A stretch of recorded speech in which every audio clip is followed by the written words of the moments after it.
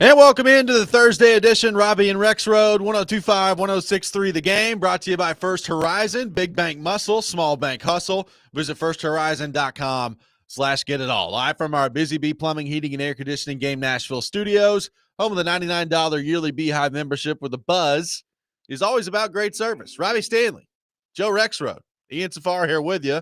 Joseph, good morning. How are you? Good. I see you're ranting today, so let me just say, Okay. I want to say this to people for tonight, too. Last night, a little late dinner with some friends from out of town, took the dogs out around 10 o'clock before going to bed. And all of a sudden, it sounded like our neighborhood was engaged in warfare. And poor little Gus freaked out. Yesterday was July 2nd. Today is July 3rd. Let all the damn fireworks go off all you want on July 4th. Until then, think of children and dogs, please, or I'll egg your house. I'm okay with third. I think You're okay with the third? Third and fourth are my days to just let them fly. I will have this year, because it's a Saturday, I will have some lenience for the fifth. Okay. But much beyond that, I don't have much more patience. Yeah, I realize it's probably a losing battle tonight, right? Like, yeah, everybody's off tomorrow, so okay. Yeah. The fourth it's probably a losing battle. Yeah, but last night, screw you, man. Screw you. That's fair. At 10 o'clock. That's fair. That's illegal, and I'm calling the feds in to shut this down. Yeah. Now, what was that about? What was I talking about there? I don't know. I think it was assassins. Oh, God. At least that's over. All of a sudden, he feels better. I do, actually. Good. Yeah, great. God, forgot how bad life was when that was going on. See? Appreciate your life, everybody. No, like I'm a big July 3rd guy. There's several places around here. Are you a Devil's Night guy? Because, people in Michigan love Devil's Night. There's a lot of places around here, and I'm going to one tonight, that have their fireworks shows on July the 3rd. So July 3rd, to me, big day around here. So I have leniency for the fireworks today. Okay. Fire them off, baby. You know what? And that's fine. And you're right. I mean, the Saturday's the 5th. On Sunday, July 6th, it starts getting violent on this end. Yeah, exactly. Do you have a lighter? Light them. Smoke them if you got them, and you're done on Sunday. Okay? How about that? I think that's fair. Yeah. But you know that this is going to go to about July the 9th, and you're going to come in here just beside yourself, ready to fight everyone. And I'm kind of looking forward to it. And it might be time for Kaharski and I to load up on the eggs. Are they cheaper yet? I don't know. I'm going to load up on them. Maybe so. And how's the arm? That's probably the more important thing. Like, is your arm ready to fire them away? It's better than my foot. No gout in the arm. Oh boy, Ian Safar, how we doing? Are you a fireworks shooter, or are you a firework observer? I like a good fireworks show. Professional one. Professional one. Yeah. Do Not I like Randy to just 3 doors down over there? Am I going to go outside and just make a bunch of loud noises for a while? Yeah. Maybe a little bit, but it's not really my thing. I like fireworks. Don't get me wrong. We've been to the New York fireworks show when we lived there. Good. That was cool. They set them up in the river, 5 different barges, and they just kind of go off at the same time. That was pretty cool. Cool. It's been a while. But we bought a little. We bought a few, so we'll be setting some off. We used some sparklers, so we got some sparklers. Some sparklers, a couple of those tanks. Oh yeah. Right. We used to go all out. 1 or 2 other small things. Like my parents at their house, we used to go pretty intense with it. Yeah, me too. And then a few years ago, we heard one go, the and you're like, okay, well, where is it? I don't see it. So where is it? And then all of a sudden it exploded behind our head, and we're like, okay, probably time to call it a day on that one. So, now with the toddler, instead of me running around just lighting explosives everywhere, we just let other people do it. Yeah. Yeah, that's a good call. No, I used to absolutely love it. I think we've talked about it before, but you just light up an entire pack of jumping jacks. If anybody knows what jumping jacks are, and you just throw them up in the air, and they're just all over. Oh yeah, then we're shooting bottle rockets at each other. Oh yeah, smart, we used to do that. Smart stuff. Shout out to my buddy David Sisliga and his brothers. They do a pretty nice homemade fireworks show here in town. Lewisburgish. Oh, cool area. Have you guys seen the every year at this time the video goes, whether it's around like TikTok or Instagram, or I mean, it's probably on Twitter too, but the put it in reverse, Terry. It's the kid that's in the wheelchair and they're lighting fireworks off and they're wanting him to get out of there. And his dad is sitting there watching him and he's just sitting there and he's not rolling his wheelchair away. And all of a sudden the fireworks just start going off around him. And he's like, put it reverse, Terry, put it reverse. Well, somebody has put that GIF and attached it with Joe saying, Joe out there with gout lighting his fireworks. And it's just a nice picture of Terry in his wheelchair having a bunch of fireworks go off around him. I'm not familiar with that, but I will now become familiar. The intern's just showing me, intern Ryan here, just showing me the video. It's one of the greatest videos. It's pretty good. It's pretty awesome. We got a lot to get into on the program today. Predators head coach Andrew Brunette will be with us at 8:15. So we'll get into all things Nashville Predators with him. We got the best and worst things in sports coming up later this hour at 6:45. Nick Suss with a very interesting piece on Cam Ward that we're going to get to here in just a few minutes. But John, I do want to start with this. I tuned in yesterday. I was expecting to hear some Jared versus Joe, and I did not. I heard Joe versus Caroline, and it got a little intense there to start with on the college football front. It took me by surprise. I really enjoyed it. But you and Caroline getting after each other a little bit as it relates to the format of the college football playoff. Yeah, Jared chickened out of being in the competition, and so he could have a day of no matter what was said, Caroline wins.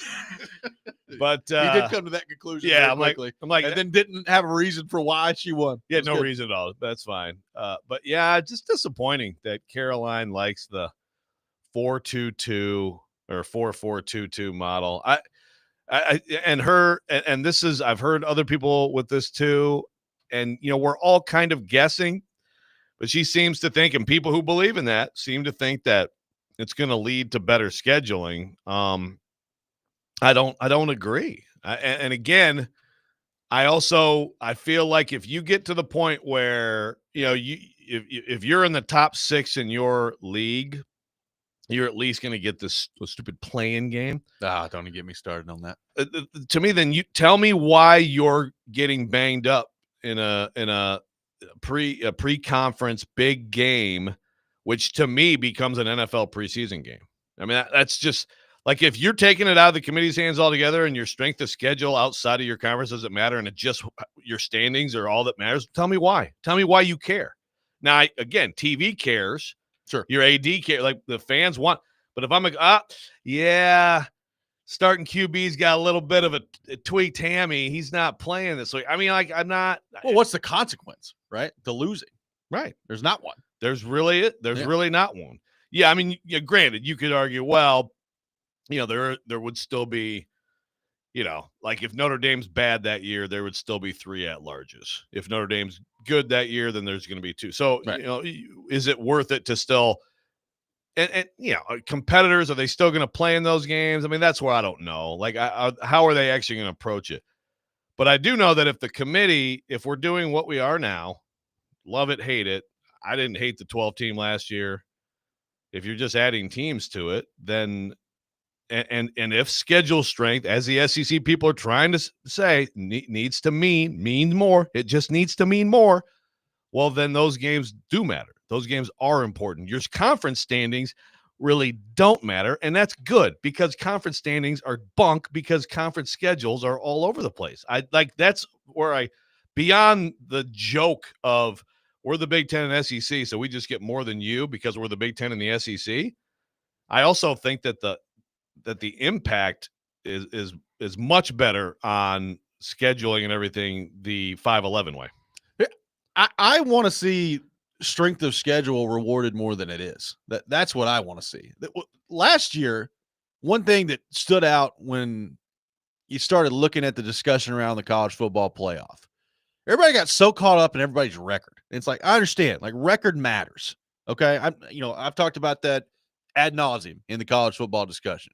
Record matters, but how you get to your record also matters.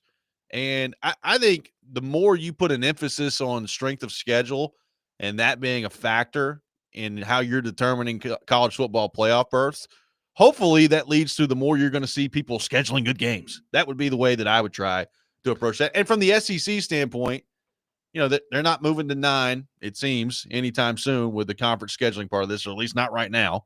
So, like, I want to see Tennessee play a good game every year. I want to see Georgia play a good game out of conference every year. And I think the more we can do to encourage that, the better off we're all going to be in the college football discussion. Right. Again, I think in either system, I do think those games will still exist.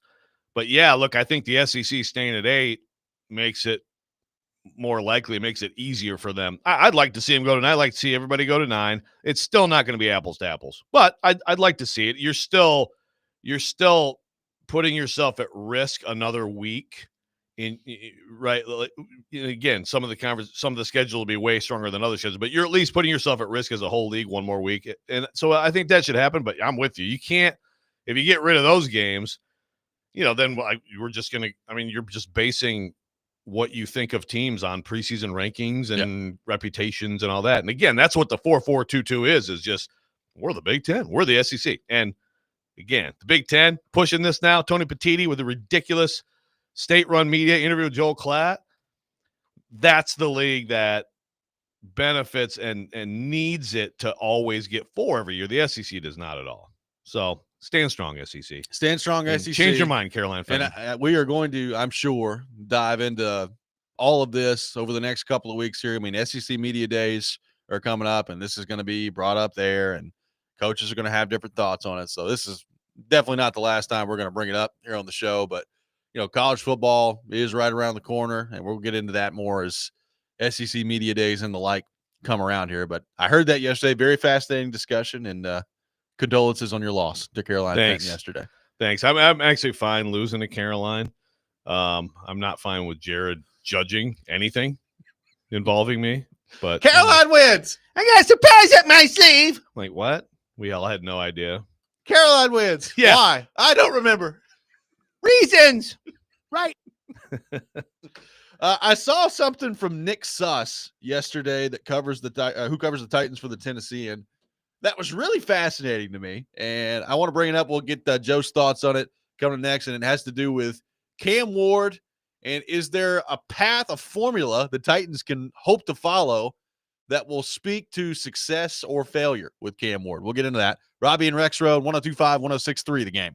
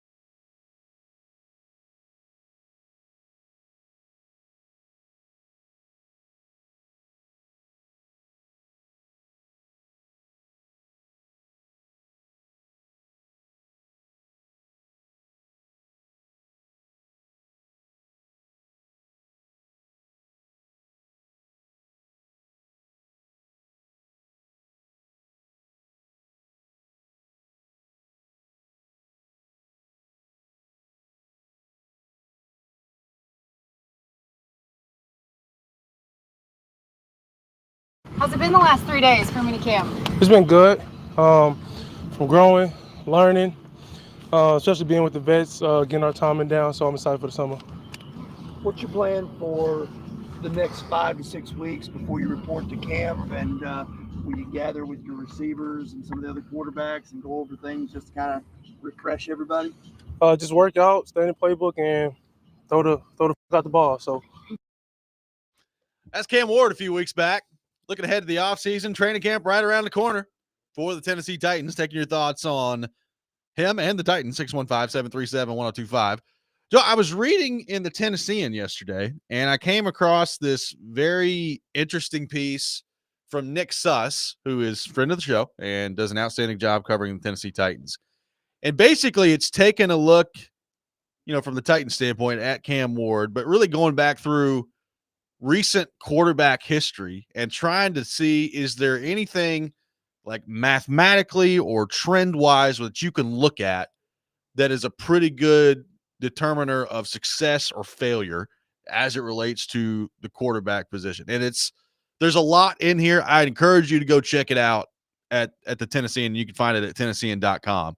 There's a lot in here to kind of sort through, but I just want to bring up a couple of things real quick, talking about like the highest percentage. And I think Suss separates them into tier 1 quarterbacks and tier 4 quarterbacks as to who's a success, who's an absolute bust, and what are some of the trends that actually determine this. And he says, one of the points he brings up here is from 2000 to 2022, starting 8+ games as a rookie, winning a high volume of them have been a strong indicator of success. Starting 8+ games as a rookie, losing has been a strong indicator of failure. You hear that and you say, oh, okay, great. Winning is good, losing is bad. Right. It gets deeper than that the more you go. It says from 1970 to 2022, and during coaching changes in each of your first 2 seasons and posting a high interception rate as a rookie has been a strong indicator of success. Throw those picks, baby. And I read that. I was like, okay. It says from 1970 to 2022, starting in week 1 of your rookie season and finishing the year with a high total of interceptions beyond all the coaching changes is a high indicator of success. So I read those things and I was like, well, I did not really expect that to be what happens. And Suss talks specifically about the interceptions part of this. And he says, quote, as for the interceptions thing, it's true. Historically speaking, throwing a lot of interceptions as a rookie has been a more strongly correlated indicator of future success than throwing a lot of touchdowns has. This is especially true when you expand the sample back to 1970 and include Hall of Famers such as Terry Bradshaw, Peyton Manning, Troy Aikman, all of whom threw oodles of picks as rookies. But even in the modern era, stars like Matthew Stafford, Andrew Luck, and Cam Newton threw more than an interception per game as rookies and went on to have impressive careers. What do you make of that, Joe Rexrode? Yeah, that's interesting. We've talked so much about the Peyton stat because he had just 28 picks or something like that as a rookie. It was something insane. A very high number. So we've cited him a lot, and I definitely knew of the Bradshaw example too. But it's really interesting. I think it shows you that if you are able to get out there and play through those mistakes, then you learn from them. Like I guess the best way to learn is to play through them. There's other examples, of course, of quarterbacks who have sat, who benefited, but there's a lot more who sat, who were never good.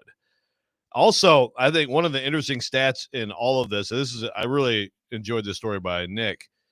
There's almost no correlation between how much you're sacked as a rookie and how that, which surprised me a little bit too. I mean, I think of obviously, the David Carr example is the one that everybody talks about too, right? Was it 76 sacks as a rookie in Houston? And obviously it didn't work out for him, but overall, this time period, the numbers say that that's not really a thing that matters too much, which I found interesting. But basically, playing, throwing picks. The interesting thing too is like throwing picks, but also winning. It's like, well, how are you throwing that many picks and win? Like, did Peyton Manning? Did they win? They didn't win any games when he was a rookie. 3-13 his rookie year. He threw 28 picks. So that's where it gets interesting. It's like I don't know. I'm trying to think back on like Bradshaw or Aikman, like how much winning they did. I don't think Cam Ward's going to do a lot of winning this year, but he might throw some picks. But also the coaching continuity is part of this too. That is interesting. And it basically, like, if you have continuity, that's good for him. If you can have as much continuity as possible, that has indicated success. Well, also, like, we talk a lot about, is it good to play the quarterback early? Is it good to sit the quarterback early? And if you look deep enough, you can find good examples of both, right? Like, it doesn't take very long to look at, oh, sitting a quarterback could be a really good thing. And he's like, well, look at Steve McNair, look at Aaron Rodgers, look at Patrick Mahomes, look at all these guys. So I get that. Tom Brady, probably the best example.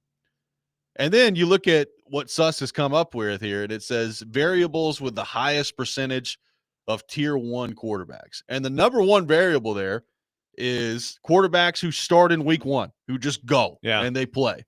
It's 13 out of 35. It's 37.1%. That's the highest percentage that he's calculated here. So that kind of shows you, get out there and play and then figure it out as you're going along. And it says the highest percentage of tier 4 quarterbacks, so the quarterbacks that you don't want, are the quarterbacks who attempt fewer than 70 passes as a rookie. So that, I mean, those two things suggest that, hey, if you're looking statistically and mathematically for the highest indicator of success for a quarterback, play him and get him out there and let him throw the ball. Yeah, it's really interesting. Now, I would guess some of those examples of throwing so few passes might be like, oh, this guy's not very good. It might even be, or they get in later in the year. Yeah. Like a Josh Rosen, where it's like, oh, this guy's not good at all. So that's why you don't play someone, because the veteran you're trying to replace is actually still better than the rookie. I think there's probably some of that more than like the causation of playing or not playing. Right. But yeah, it's really interesting. It's definitely worth checking out. A lot of factors go into it.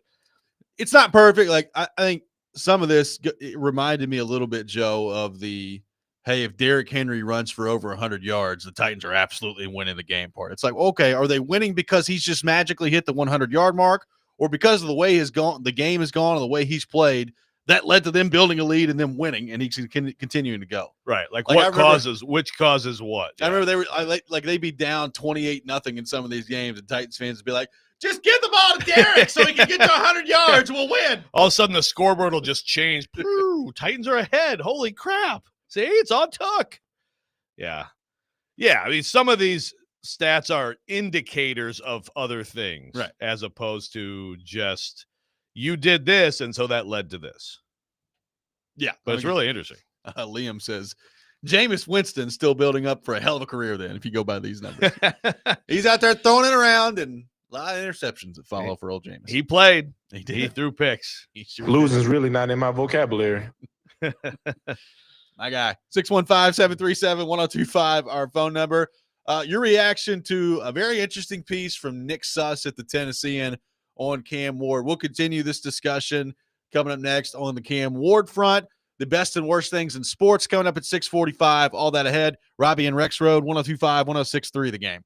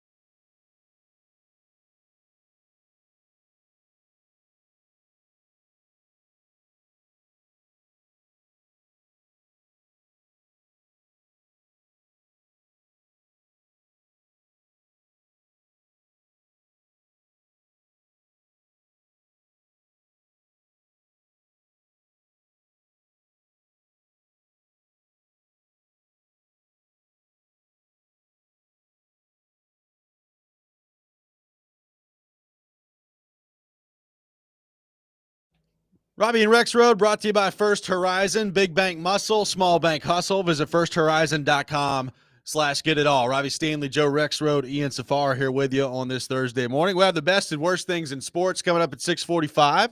So we will take your best and worst things on our text line, driven by WilsonCountyHyundai.com, 615-737-1025. We just went through a very interesting piece that Nick Suss put together at the Tennessean, looking at quarterback success, failure. What are some of the trends? What are some of the numbers over the past, in some cases, about 25 years, in some cases dating back all the way to 1970, that could be indicators of success or failure. So on the Cam Ward front specifically, like, I think we know he's going to play. So like the idea of him sitting, I know Jared has talked about that through the course of the offseason about how he'd rather see Cam Ward sit, even if that means Brandon Allen's playing quarterback for a little while. And he knows that that's not going to be a pleasant experience for Titans fans, but it's about making sure Cam Ward is ready when he steps on the field. And I understand that thought. I really do.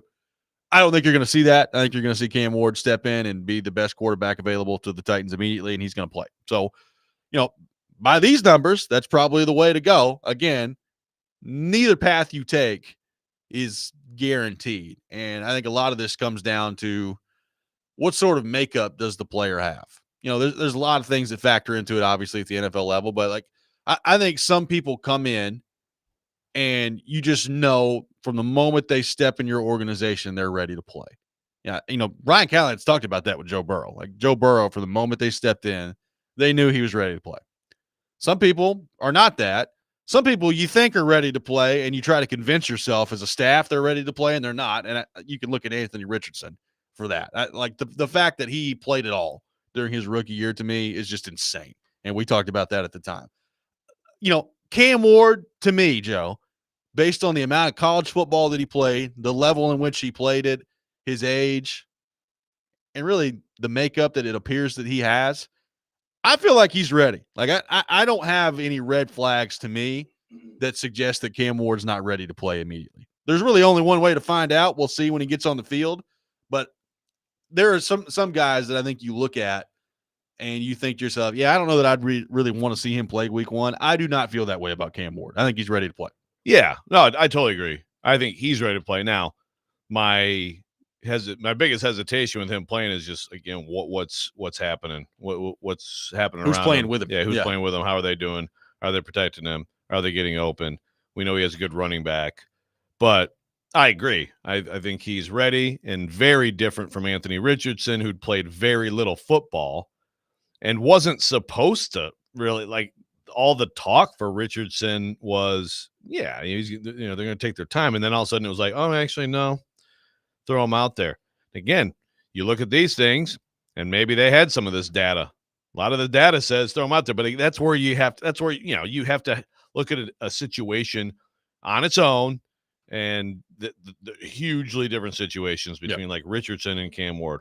The coaching change thing is really interesting to me, because obviously we've talked a lot about that. We will continue to talk about that, especially if the Titans have a losing season, other things go poorly, but like Cam Ward plays well and there's promise. So the tier 4 quarterbacks. So this is the worst of the possible, you cut them into 4 groups. These are the worst. These are the worst outcomes. The number, as you said earlier, Robby, number one way to have a tier 4 is attempt fewer than 70 passes.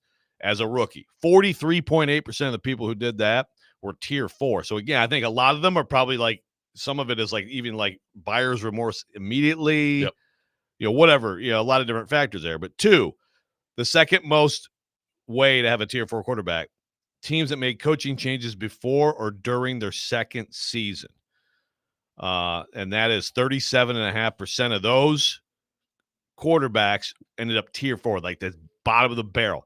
Third most likely are quarterbacks who play for teams that make coaching changes before or during their rookie seasons and their second seasons. Yep. That's also 37. Then there's another one, teams that make coaching changes before or during their second season, not including QBs who didn't play as rookies. But basically, firing a head coach before or during a quarterback's second season, as he writes, quote, leads to brutal results. Not an automatic death sentence. Aaron Rodgers, Jared Goff. There's 2. Jeff Fisher, Aaron Rodgers, who the heck would that have been? Who was there? Is that Sherman? I think it was. Is that Mike Sherman? Yeah, I think so. Okay.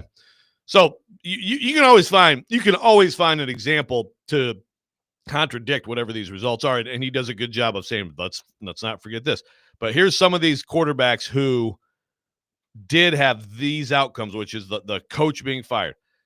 Look at this list of names: Rex Grossman, Daniel Jones, sweet Joey Harrington. Oh man, I'm sorry you got drafted by the Lions. Brandon Whedon, Blaine Gabbert, Josh Rosen, Paxton Lynch. Now, it also includes, I think this is interesting, Baker Mayfield, Sam Darnold, Justin Fields. And we know that Baker and Sam have gone on, after all that stuff to be pretty good. So that's another, story that obviously Titans fans hope we never get into with Cam Ward because he stays here and he's great. Right. And again, these are all, I think, first-round picks that we're talking about here. It's all first-round picks. All first-round picks. So, Levis would fall into this. Now, again, the examples that Suss is picking out are first-round picks that are going to 2022.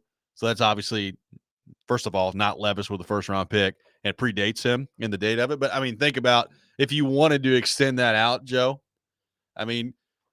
This is also, I think, a perfect example to look at this and say, all these numbers are not perfect, but they are interesting. Like, Will Levis would fall into that category of making a coaching change within his first 2 years and then him ending up being a tier 4 quarterback, right? Like that's exactly what has happened to him. Now, again, he's not a first round pick and he's not a part of all this, but that also shows you, I think people look at this and they say, okay, if you're a Titans fan, how many of you believe that the reason that Will Levis hasn't worked out as Titans quarterback is because Mike Vrabel got fired? I don't know. Maybe some people do believe that. I've heard Stilly talk about, well, why was he he looked promising with him, yeah, and then last year it was terrible. But the fact is they fired Vrabel, and then the next year Will Levis was terrible. And so again, he's not a part of all this, but that goes to show you, I think, that it's, the numbers are not absolute. It's a little bit more nuanced than just, well, you better not fire the coach first 2 years in because the numbers tell you that's terrible. Yeah. Yeah. Again, it's like, so should Amy Adams Strunk read this and be like, okay, I'm going to have a little bit more patience for Brian Callahan because of this? Chad, we can't fire Brian after this year, no matter what. Or, to me, it's like, first of all, I think that there already should be a real desire to make that work.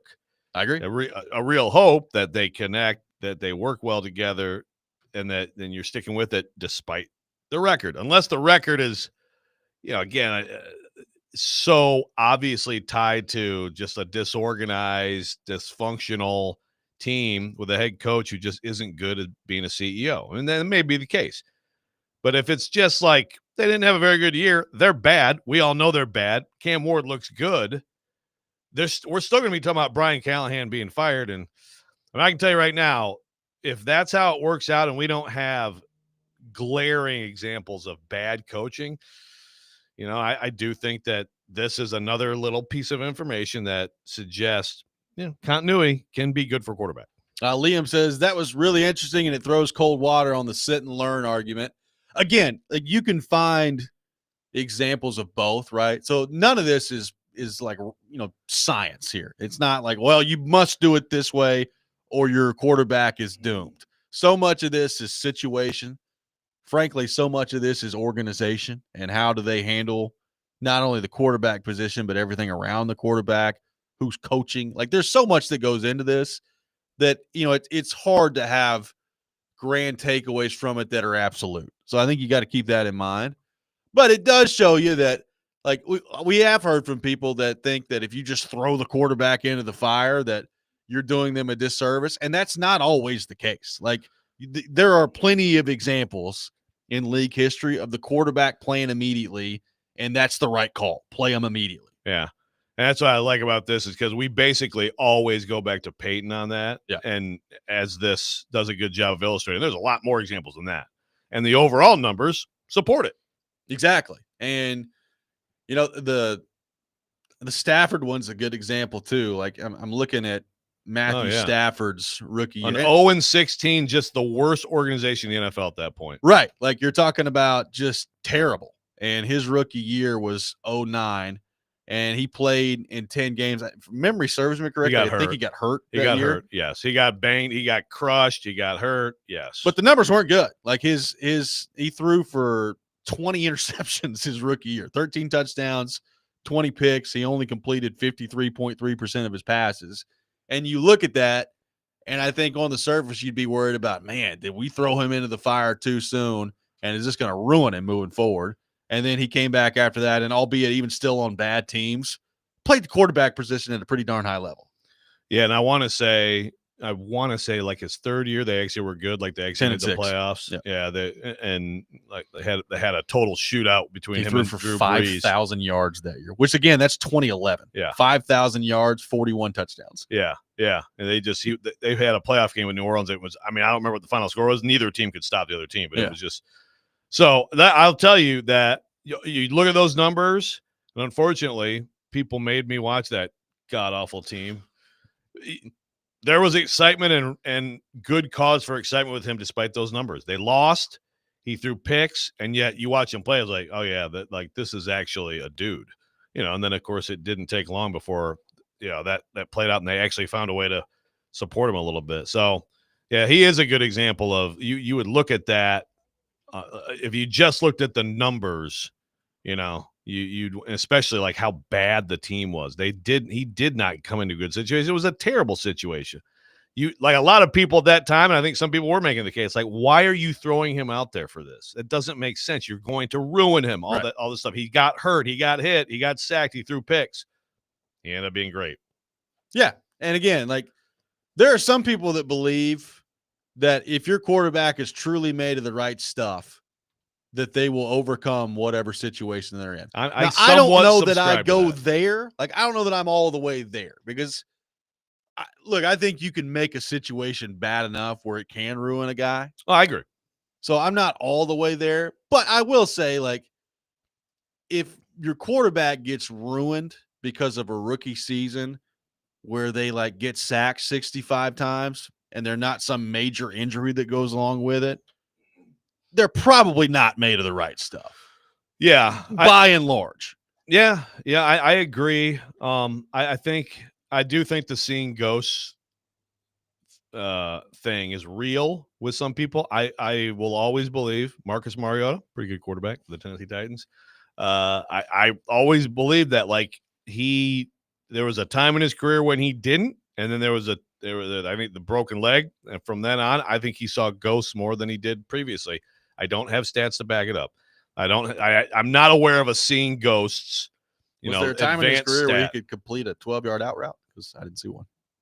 I mean, I could probably put together an amazing package of highlights. I would love to see you put that together. Oh, I mean, I'll just put together a package of when he destroyed your Green Bay Packers here in 2016. You were 100% incorrect. What's that? You were 100% incorrect. Oh, I thought that was actually Ian talking. I'm like, wait, what? No, sorry. But because I agree. I think there's a lot of like, if you can get through this stuff, then you're really on your way. I've said a million times, I want to see an alternative world where Chuck Long doesn't have to play for that god awful organization. Yeah. People never think of Chuck Long. I mean, Chuck Long and Bo Jackson had the best Heisman race of all time. People don't remember how great he was as a college quarterback at Iowa. Well, he went to the Lions, and he just got physically picked apart, and he was nothing. His career was crushed. So sometimes I think you can't overcome it, and I don't know how many people would overcome some of these situations. Let's head to our 1025 The Game phone line, driven by WilsonCountyHyundai.com. Welcome in our buddy Mark in Nashville. Mark, good morning. Thanks for calling in. Yeah, how you doing, man? What's up, Joe? Robbie? What's up, Mark? How you doing, man? How you doing, buddy? Happy 4th of July coming up. Hey, Joe, before I say what I'm getting ready to say, I talked to the manager with Creed, Bruno, and we got it hooked up, man, where we're going to have a concert right there in front of your yard. Oh, thank God. Stage up and everything. And we're going to let you listen to some of your favorite music from Creed, Joe. I can't wait. Good. I've been debating buying a firearm, and now you've talked me into it. Bruno. Yeah, that's his name, Joe. So, but it's good to know.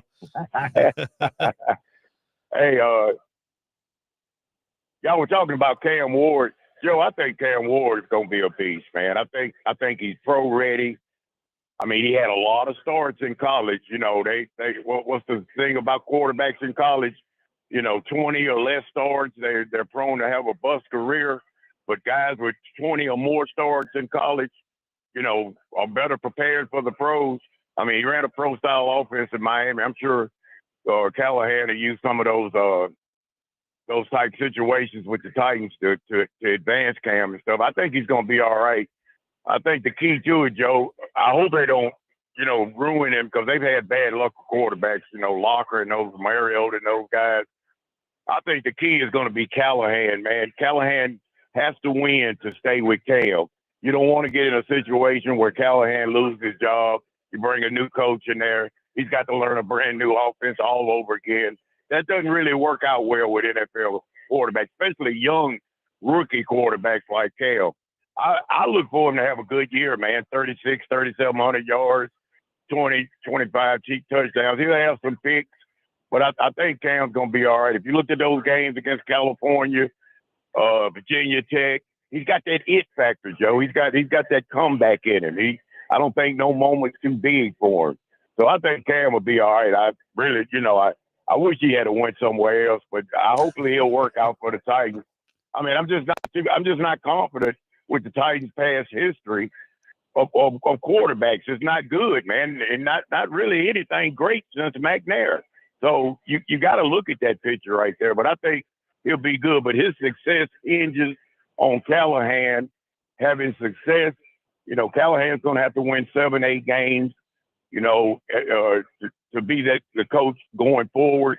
And I hope it works out. I want to see Callahan there. I'm not like Stillman and not having any confidence in him. I'm going to have some confidence in Callahan and say he will get the job done this year. He will be the coach for the Tennessee Titans come next year.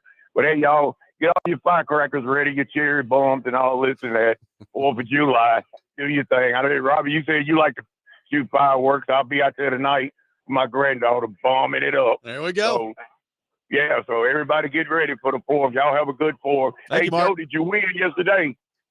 Well, Jared decided I was going to go against Caroline, and then he gave her the win for no reason. So, Well, Joe, you know that's a fixed outcome. Yeah, it's always fixed. I mean, any Yeah, you know, he hits that ATM and throws Caroline his money under the table before you even realize it. You know what's going on. Oh, absolutely. It's a total grift going Mark, on. thank you for the call, brother. Thanks, Appreciate buddy. it. All right. See y'all later, man. We got the best and worst things in sports coming up next. Robby and Rexrode, 102.5, 106.3, The Game.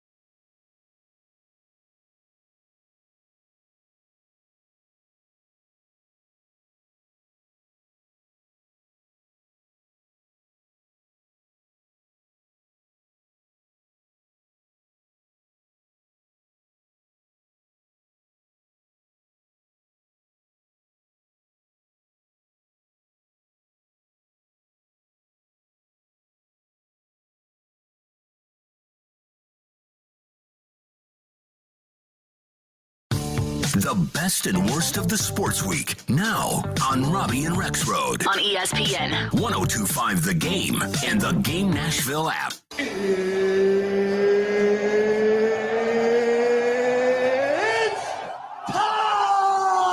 This is the worst.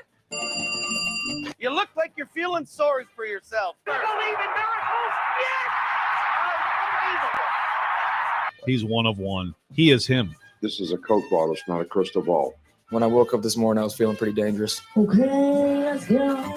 It is time for the best and worst things in sports. We'll take your best things, your worst things on our text line, driven by WilsonCountyHyundai.com. Joe Rexrode, kick us off with your best and worst things in sports. We'll go fast.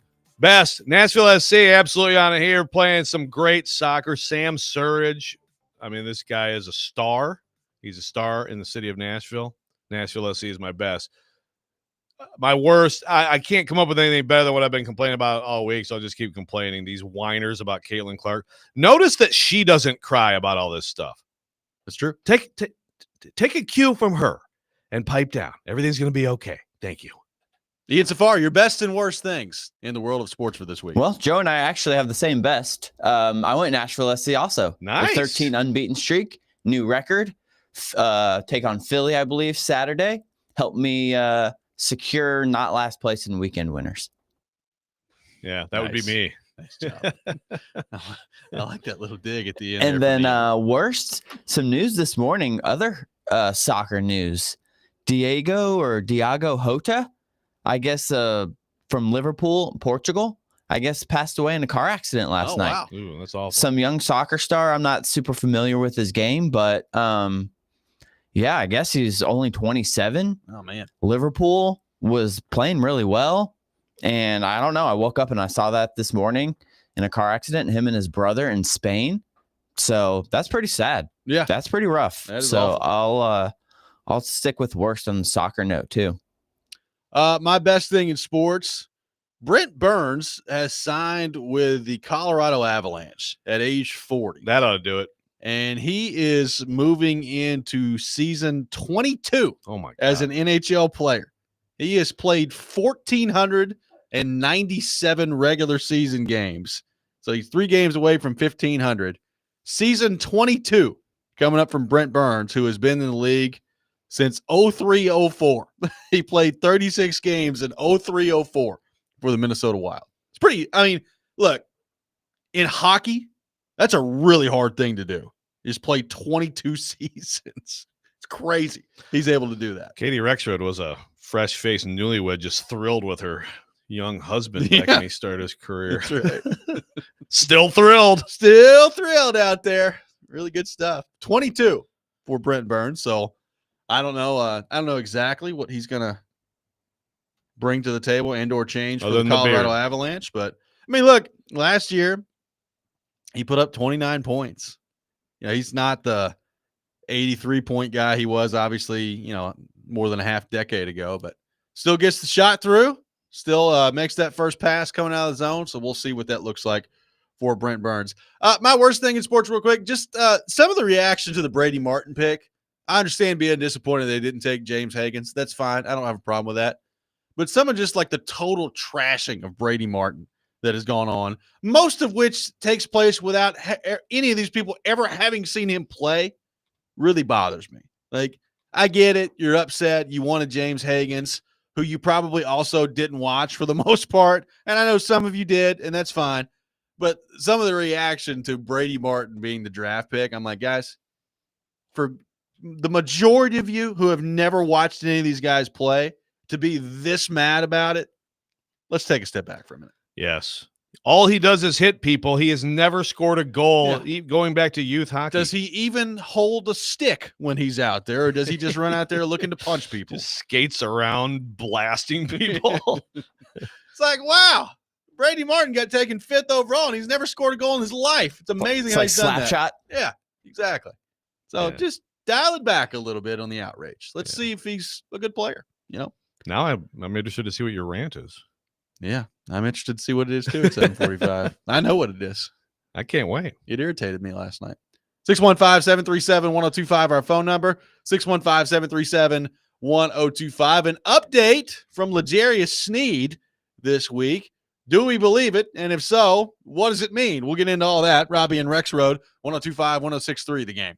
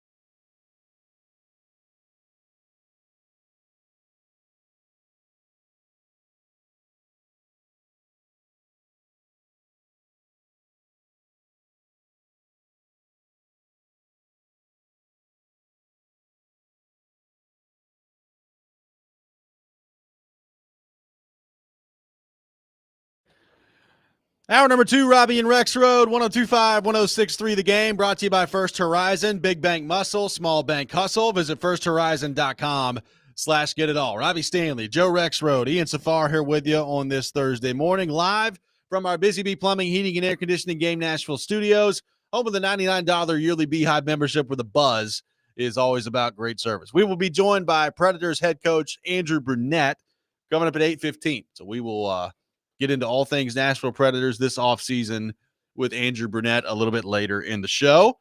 Taking your thoughts in the meantime, 615-737-1025. So, Joe, earlier this week, L'Jarius Sneed addressed the media. He told NBC 6 News, quote, "I'm healthy. I'm as healthy as I've been.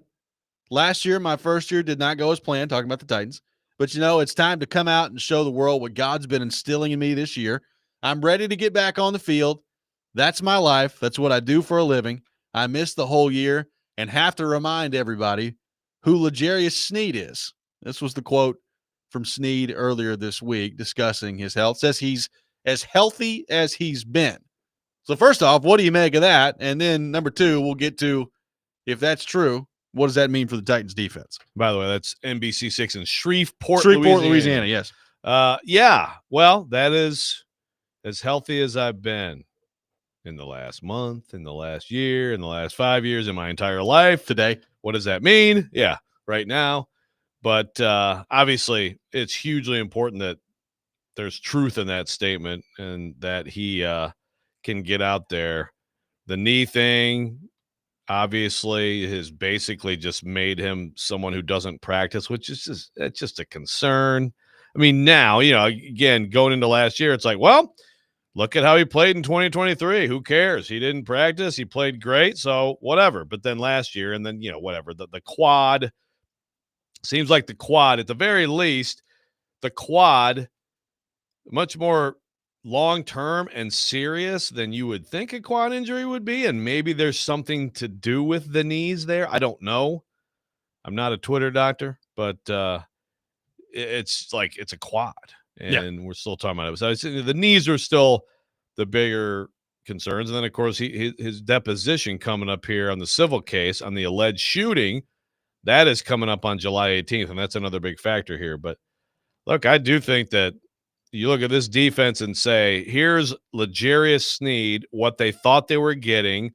1 year later, they're getting him on this defense, or just the same old stuff that they have been not getting. I think there's a pretty big either or for this defense there. Oh, I totally agree. And look, either way, if L'Jarius Sneed is healthy or if he's not, I still have pretty significant concerns about the defense for no other reason than the pass rush. Like, their lack of pass rushing options, proven options that they got available to them right now, scare me to death on the defensive side of the ball. Now, I'd feel better about it if they got full strength L'Jarius Sneed back because, in his heyday, one of the best cover corners in the NFL. So if that's what he is, and that's what the Titans are getting in year 2, then great. That obviously helps your defense. We've talked about this before. I don't know that it doesn't matter at all, but there are limitations to how good your corners can be if you just can't affect the quarterback at all. So that still is going to be a huge concern heading into this year. But, I also look at their corner group. To me, Joe, there's a huge difference in their corner group if he's healthy and if he's not. If he's healthy, then I feel like they got a pretty strong corner group. If he's not, then you start to have some questions about it pretty quickly. Yeah, it's still a lot. It's just so much more on Jarvis Brownlee. If not last year, there's a rookie cornerback, not a quarterback, who got thrown in, and good for him. And he's one of the, he's one fine. of those. He's good. Yeah, I mean, yeah, that's a nice pick, Rand. Good job, Rand. Just saying, Rand cooked a little bit there. Quick little Rand microwaved. Yeah, that's right. Yeah, Rand boiled water, at least with that one. So, but yeah. You like him as a second-year player a lot more if you've got L'Jarius Sneed out there for sure. Another thing with the corner situation, Roger McCreary. Yep. The Titans, we had this thing at the Athletic, and it's like, what contract is interesting with the 32 teams. What's the most interesting contract situation? A lot of teams obviously there's always interesting contract situations. We've been talking about Hendrickson and Watt and all this stuff. The Titans, man, it's hard. It's hard to find anything with the Titans, which tells you how bad things have been. When you never draft good players or have good young players, you don't have contract situation. But McCreary is one that I think could be worth an extension. Nothing major, but I think that I would lock him up. I think I agree. He's been durable. I think he's only missed like 4 games in 3 years. So taken for granted a little bit, but nice player. He's one of the pluses on your defense.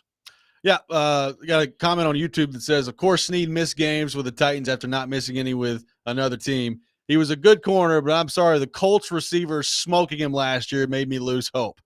They all get beat at times, man. They all get beat at times. And now, look, I will say, before his injury last year, he did not look like L'Jarius Sneed in Kansas City. Now, how much of that was the knee? How much of that was the rest of the defense around him?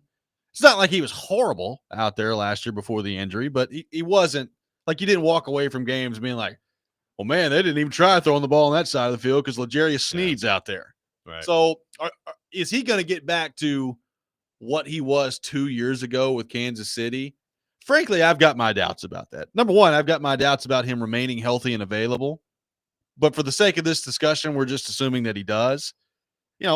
If he's healthy and available, can he still give you that level of play? He's 28, so it's not like he's only 28 guy. Yeah, you think of him as a young 30s guy, but he's not. Right. Like, so does that level of play that we saw 2 years ago from him, his last year in Kansas City, does that exist still? Is he still that type of player when he's healthy? I mean, he says he is. He says he's got to go show the world who L'Jarius Sneed is. So if that's the way he's approaching it, great. Like, if he's out with a chip on his shoulder and something to prove, awesome. If he's available and healthy and the legal trouble doesn't keep him off the field, all those things. There's a lot of ifs with L'Jarius Sneed that I recognize. But if all those things come together, if that's what they're getting, well, that's a pretty big difference for the Titans defense if that guy's who they're getting. So obviously you're talking about a 4-year, $76 million deal, $76 million max. Yeah. So if it turns out that this situation with the alleged shooting in Texas results in a suspension, which then gives the Titans, I believe the Titans can then get out of that. Looking at their situation, looking at him and everything that we know, would you do that if you were them? Yes. Yeah, I would. To me, I get, again, it's not my money, but I'm still, with what I know, if I believe he can be a good player, even if he's not a great player, even if he's not a player who lives up to that contract, I think I'm still keeping him. I would be really interested to see, because I don't think he's not going to talk about this publicly, but behind closed doors, I would love to know what Mike Borgonzi thinks about him. What he's traded him? He's gotten rid of him once. Exactly. Like, Mike Borgonzi has seen him play elite level football, and he has also been a part of the trade that sent him here in the first place. So I would love to know, at this stage of his career, factoring in everything off the field, injury, all of it, with L'Jarius Sneed, if that opportunity presented itself, what would Mike Borgonzi do? Because my guess is he'd be moving on. That'd be my guess. Yeah. I don't know that. I can't prove it. That's just my guess. It's one of those things where I think part of the answer there is how good do you actually think this team can be? Right. If you look at your defense, you're like, look, there's no pass rush. It's a half roster of defense anyway. So yeah, would Sneed make us better? Yes, but does he tilt the scales to winning? I mean, I think there's serious doubt there. But if it's like, actually this offense can be better than people think. Actually, watch out for Cam Ward, and you still need good football players. And if you have a guy out there, like you said, the corner group is a lot different with and without him. Just isolate the corner group.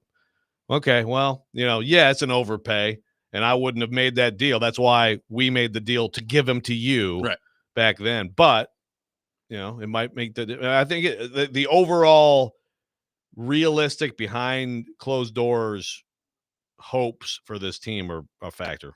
What do you make of L'Jarius Sneed, his comments that he's as healthy as he's been, and do you expect him to be a legitimate difference maker for the Titans this year on the defensive side of the ball? We'll take your thoughts on that, 615-737-1025. This week's Nashville's Best Deal is Tzatziki's. If you're craving something fresh and flavorful, Tzatziki's has you covered, from juicy chicken kebabs to perfectly grilled salmon, every bite bursting with Mediterranean goodness. And don't even get us started on the homemade sauces and dressing. Get half off a $25 gift card while supplies last at thegamenashville.com/deals. This is Robby and Rexrode, 102.5, 106.3 The Game.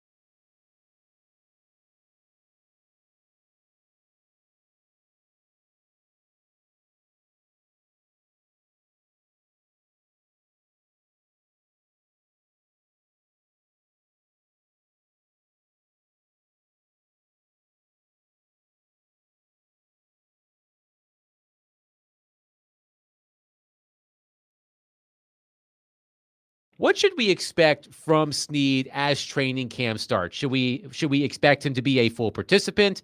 And as we're setting our expectations for L'Jarius Snead this coming season, what should be that baseline?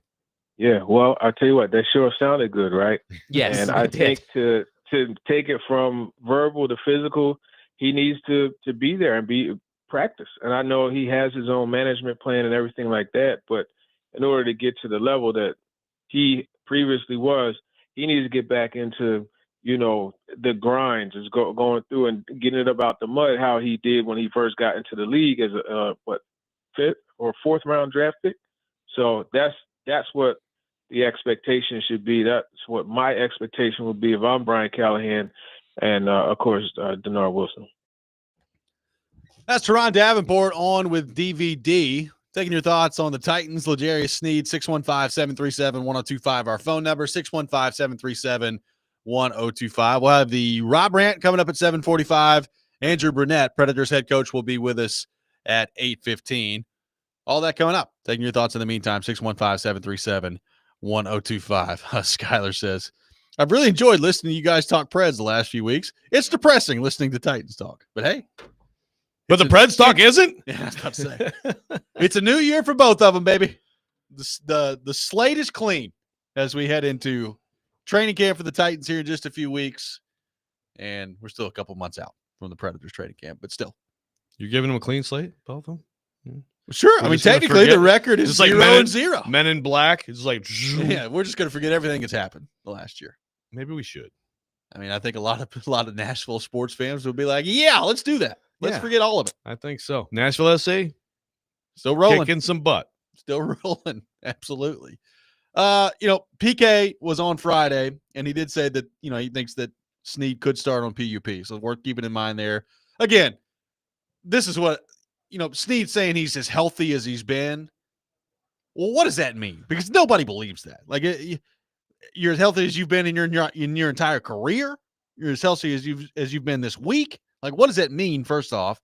Because I don't think anybody believes that L'Jarius Snead is as healthy as he's been in his career. So I did see that earlier this week, and I was like, well, if that's what he's talking about, we know that's not true because the Titans have talked about how there's going to be a plan and a management plan with his knee here. So we know that part of it's not true. Right. It's like the interview he did with Caroline shortly after the Titans signed him when she was asking about contractual stuff with the knee, but he was like, basically the knee is nothing.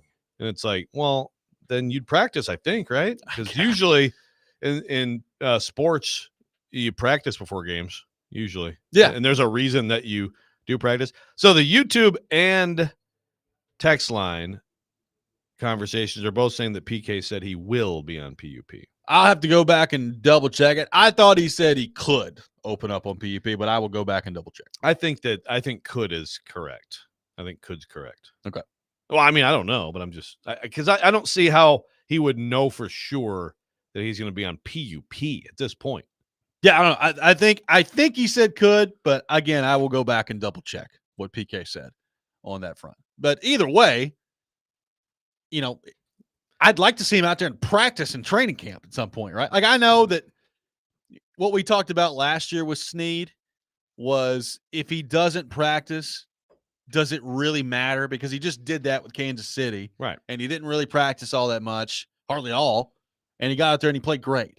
So at the end of the day, like if L'Jarius Snead this year was on some management plan and he didn't practice and he missed the first week of training camp, but he comes out there and he plays like an all-pro cornerback all year, then I don't care if he practices or not. But it all just kind of leads back to, well, if he's not practicing again, how healthy is he really, and how realistic is it that he's going to give you the play that you're looking for? Yeah. Look, that position, like, for example, take receiver.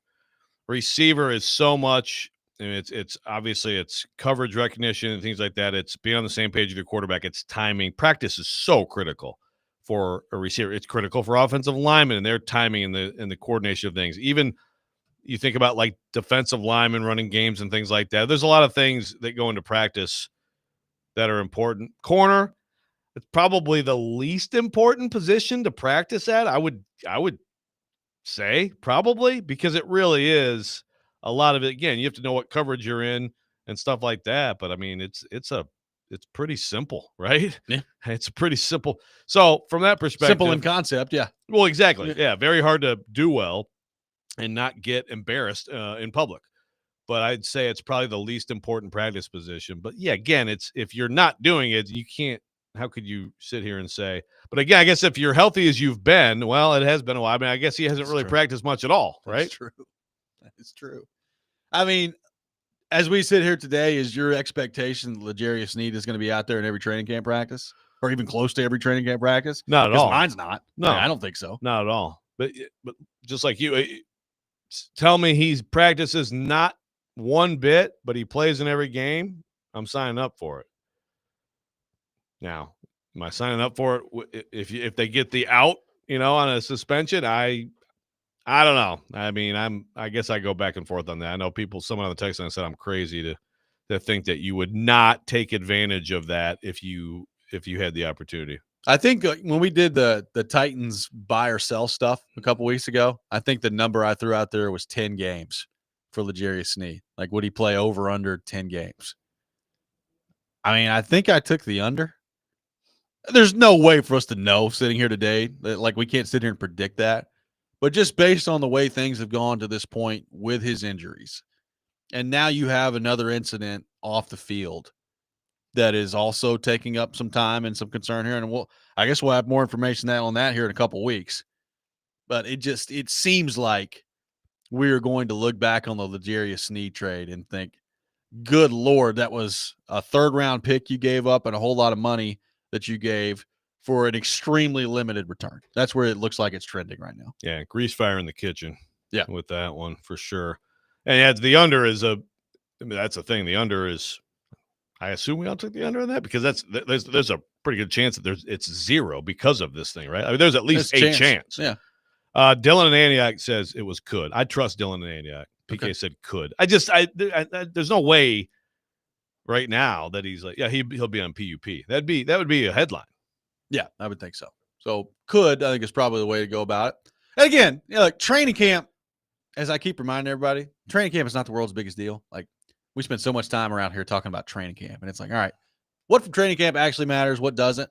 I'm not saying him not practicing and all doesn't matter, because if he's not out there like at all in training camp, how do you believe at that point that he's just going to be healthy for you moving forward? Like, I don't expect him to be out there. Like, I can tell you, he's not going to be out there for every practice. Like, the Titans have essentially said that, right? Like, he's not going to be out there for every practice. But here and there would be a good, here and there would be good, a very positive sign. Yeah, it'd be nice to see him being available to practice every now and then. Joey from Bellevue says, wouldn't Sneed need to practice to knock off the several pounds of rust it's built up for not playing almost a year? Yeah, I don't know if you mean like literal several pounds. He doesn't seem like a guy who struggles much with his weight. But yeah, I know he's saying pounds of rust. Yeah, I mean, again, I just feel like I think if he were healthy and he actually could run, I think you could probably plug him into an NFL game as long as he understands the coverages and what they're doing, the game plan and what the Hansen, and I think he'd probably go out there and play. Like, I don't know that practice. I mean, it's good to practice. It's good to be out there. There's still like chemistry between teammates in the secondary too. But if there's a plug and play position, that's it. 615-737-1025, our phone number, 615-737-1025. We'll continue to take your thoughts on L'Jarius Sneed, plus a story on Barry Trotz to get to coming up next as well. We will do that. This September, Tim McGraw performing at Trenton, Texas Rock the Cradle in Nashville, a meaningful event supporting newborns and moms at Ascension St. Thomas Midtown.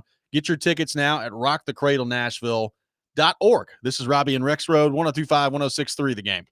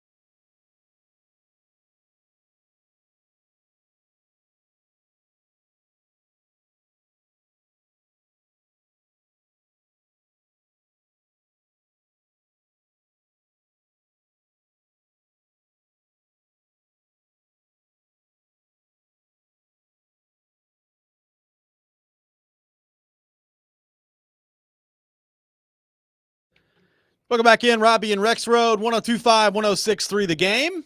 Brought to you by First Horizon, big bank muscle, small bank hustle. Visit firsthorizon.com/get-it-all. Taking your thoughts on our phone and text lines driven by WilsonCountyHyundai.com. Joey from Bellevue confirming it is in fact not literal pounds. It is pounds of rust. Can you imagine if you had like pounds of rust on you? Like the 10, I guess like Wizard of Oz, Tin Man? Need a tetanus shot at some point, wouldn't you? Yeah, probably. Is that a side effect of gout? I don't know. You've been told more and more about the last gout. 2 weeks that everything is a side effect of gout. So yeah, every time I forget something, I'm just going to blame the gout now. We'll have the Rob rant coming up at 7:45. Andrew Brunette at 8:15. Are we doing story time about Barry Trotz here? So, this could be an interesting topic. This is a thought I had, and I did think about Michigan State hockey for this. So, basically, we're sitting here firing Barry Trotz all week. Just a long, painful firing of Barry Trotz. That has happened a lot. Yeah, on the text line. Yeah. But it's obviously not going well. So, but this is where I feel like some Predators fans, and I totally get it. Most teams, GMs they're just people who come get a job, and they're just do a good job or else you're out of here. And we like you if you're good, and we don't like you if you're not good. Well, Barry Trotz, like David Poile before him, it's more emotional than that, right? It just so like there's this. I think it's more painful for a fan base who loves Barry Trotz, who was the coach here for so long, is such a likable guy. Again, David Poile, same way. To me, it was at the end of his term. It's like, man, I love David Poile. This is a Preds fan talking. I love that guy, but oh my God, he's got to go. This and this move and this. So I'm looking at Barry Trotz, and I feel like some fans, like it's harder for fans to see it go this way. And we'll see. There's a long way to go, or at least, seemingly. Yeah, there's a lot to find out, and it could go different ways. But I will tell you the story of a similar situation, which is, Ron Mason, the late Ron Mason, the late great Ron Mason, great guy. He was Michigan State's athletic director. It just brought this to mind because he wasn't very good as the athletic director, and everybody was very excited when he got the job, and he went and he hired John L. Smith to be the head coach, and he ignored Urban Meyer, who really wanted the job, for example. There were other better coaches too, and he kind of went off on his own, went off the reservation, went and hired a football coach who just didn't get it done at all. Also wouldn't answer my questions for an entire season, but regardless, so there was a lot of that at that time of, man, this just sucks that if this was just some AD in that job, then it's like, yeah, move on, get the next. But this Ron Mason, we love this guy. Here's the thing. His legacy, as people remember, will always be as a national championship winning hockey coach. Yes. And it didn't change. It really didn't. The AD thing didn't work out. This happens in college athletics. You'll see a fair amount of, it's less and less legendary coaches who become ADs, and it's like sometimes it works, sometimes it doesn't. Philip Fulmer, to some degree. There you go. Yep. People were very excited about that one. Boy, what a weird presser that was. That freaking presser when they hired Philip Fulmer. My God, was that weird. But yeah, so what, how do Vols fans think of Philip Fulmer? Yeah, you can say, yeah, the Pruitt hire was pretty bad, and some of the stuff you said, well, the recruiting was good during Jeremy Pruitt. That was awesome. But how do Vols fans think of Philip Fulmer? He's a coach. He's the national championship winning coach. Exactly. So that's just my point, is that we'll see what's going to happen here, but nothing's going to change the Barry Trotz, real legacy as a coach. So that was just my little story. No, I think it's a good point to bring up. The difference would be, Fulmer won a national championship here in Tennessee. Yeah. And Ron Mason obviously was a big-time winner at Michigan State. All-time winningest coach. He's not anymore, but he was for a long time. Yeah. Now, Barry Trotz did good work here. He did not win a championship, so there is that. True. But, there's no doubt that Barry Trotz is a beloved head coach around here. Now, I'm not going to sit here and act like he's universally beloved as a head coach, because I still get tweets or text every day about, man, Trotz, that getting past the first round like twice when he was here sure was great, wasn't it? It's like, all right, I get it. All right, but just there's more context involved in all the Barry Trotz coaching stuff. But your point is well taken. And look, and he has won a cup too. So he has. I know it wasn't here, but Right. like if you want to question him as a coach, I think the overall picture is pretty strong. Well, and he's also what is he now? Is he 4th, 5th on the all-time wins list? Like he's a Hall of Fame head coach. It's not debatable. He's a Hall of Fame head coach. Right. Is he going to be a good GM? I don't know. Like the first year, I felt pretty good about it. Like the way that things were going, and again, this time a year ago, I was like, wow, he just pulled off Stamkos, Marchessault, and Shea. Barry Trotz is about to win GM of the year, and then it has been totally downhill since then. So my guess is this, Joe. My guess is he's probably not as good as we thought he was his first year. He's probably not as bad as most people think he is right now, and the truth lies somewhere in the middle. I think the real question is, like, where is all this headed, and what's the timeline on it? And again, a lot of this goes back to Bill Haslam. How does Bill Haslam view all this? Because I don't know the answer to that. It's a different setup and it's a different person that they've got in charge of all this now. And now he's officially in charge. And again, I know he's been involved the last couple of years, but they have been so patient as an organization. And I have no idea how patient or not patient Bill Haslam is going to be moving forward. Yeah, that's a huge question. Based on his personality, and I think his understanding of what he's coming into and everything, I don't think we're going to be talking about firings left and right. And look, he's coming in again. Barry Trotz, the track record is still pretty strong.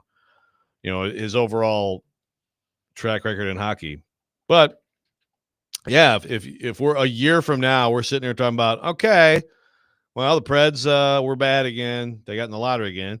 They didn't get number 1 though, so they didn't get Gavin McKenna. Yeah, I know it's going to be it's a good draft. Like if you it's a good draft. If you were high next year in the draft, you're probably you're walking with a good player, with a very good player. But still, I mean, if that's the case, and it's just official that this entire attempt to win, which is what it is right now, failed, then how does Bill Haslam look at that? Yeah, it's a great question. I look at it also this way too. I am totally with people who say if you're worried about 2028 or 2029, and that's how you're waiting to judge Barry Trotz on all his draft picks, that's a very simplistic and frankly not realistic way to view the general manager job in today's NHL. I'm with you there. I also recognize that if they're not very good this year and Bill Haslam does decide to hang on, and all of a sudden a year from now, Brady Martin pops on the scene and he's really, really good, then people are going to look at it and be like, well, okay, he drafted Brady Martin. Let's go. And you're on to that next era. Like the point is things change in this league very quickly all the time.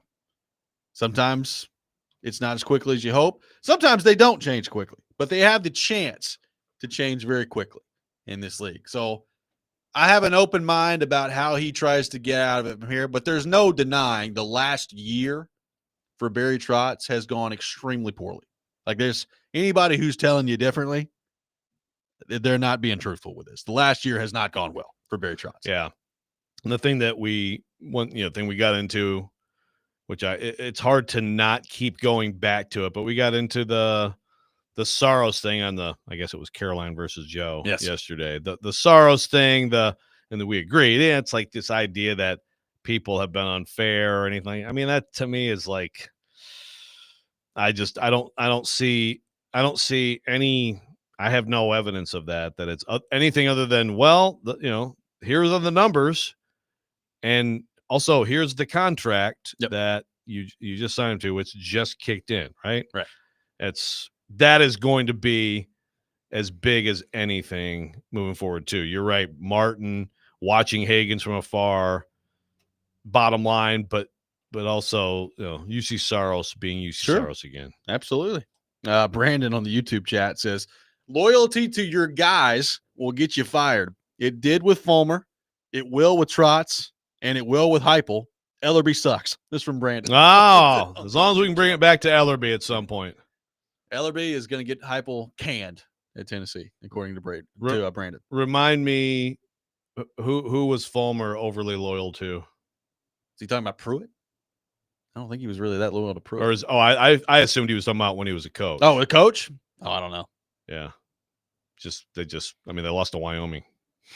Yeah, I was there for that one. Yeah. Oh boy. That was a fun time. Yeah. Great environment in Neyland Stadium that day. I think I may have said about 75 curse words that day.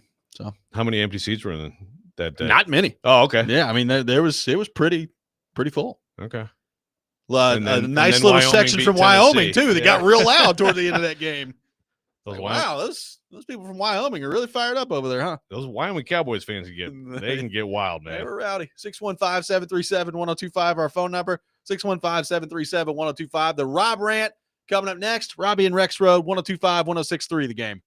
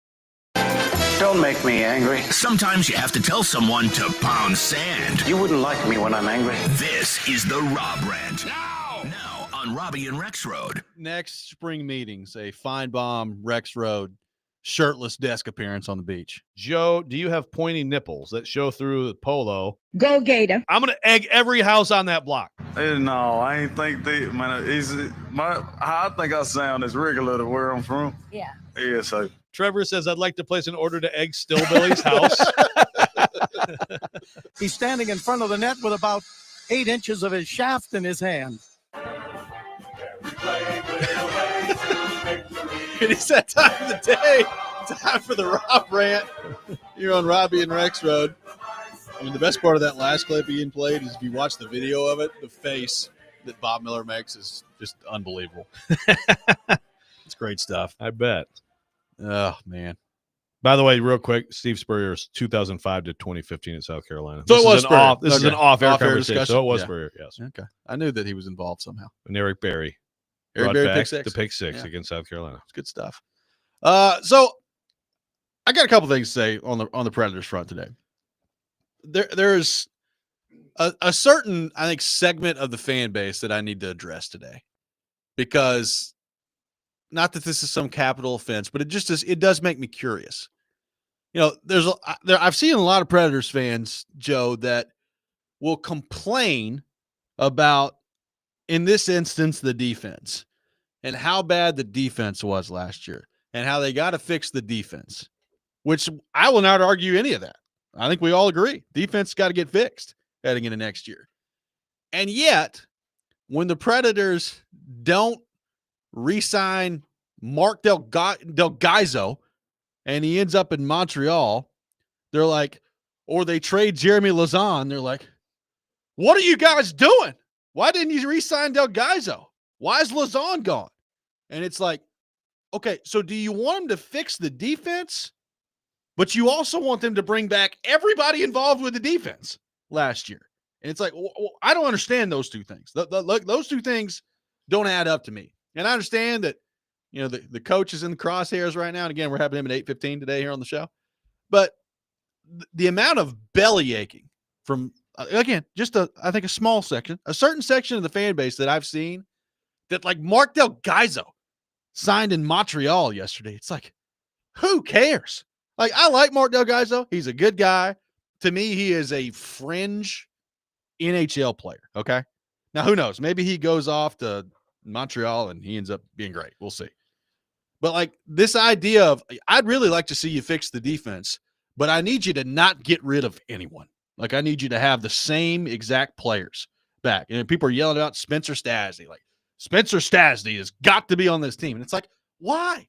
Why does Spencer Stastny have to be on this team? Again, I'm not anti-Spencer Stastny, but until Spencer Stastny and all these other guys show me something on a consistent basis at the NHL level, none of those guys have to be on the team, okay? And I understand you want to give young players a chance, and, you know, people have moved on to Molendijk and Gibson and all these different guys, and we'll see what that looks like. But I don't understand this idea of, you got to fix the defense. You got to fix the defense. You got to fix the defense. And, oh, my God, don't get rid of any of the defensemen. That doesn't make any sense to me whatsoever.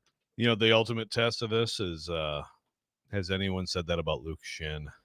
Yeah. You know, Luke Shin, it's really sad to see him, because that was, I mean, Luke Shin was one of the all-time most complained about Preds. He really was. Some of it deserving. A lot of it not. Like, Luke Shin was down the list of their problems last year. Right, but he Way was down the list. He was like, just it's like Cole Smith. Cole Smith plays his role fine. He's fine. Right. But because it was like, because he made the team instead of Tomasino one year or whatever it was, right? Yeah. You become like, you just become a source of complaints. Like, I just, again, every now and then, you're a fan, you can do whatever you want to do, so you don't have to listen to me sitting here yelling. I understand that. Like, you're a Predators fan, you can do whatever you want to do. That's fine. I just personally do not understand the fascination with some of these players that have not proved anything at the NHL level. And frankly, when they've been in the NHL, have been replacement level players at best. Like, I understand being excited about Tanner Molendijk. You're talking about a first round pick.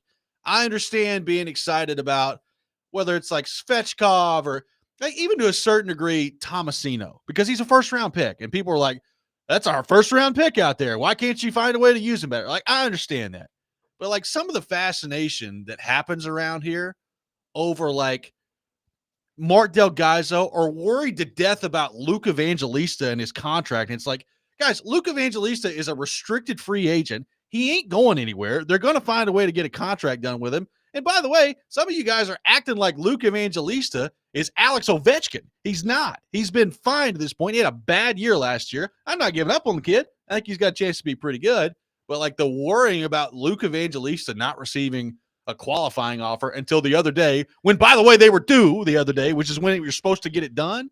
I worry about some of our fans sometimes around here.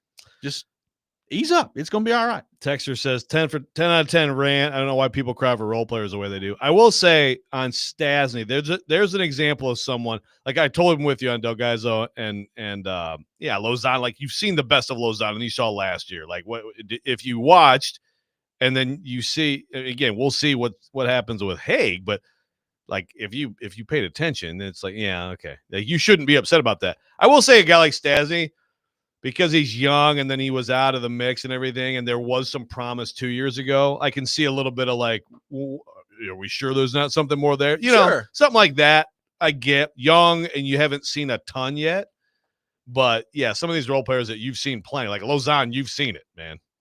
Yeah, and again, Lozano a couple years ago was good.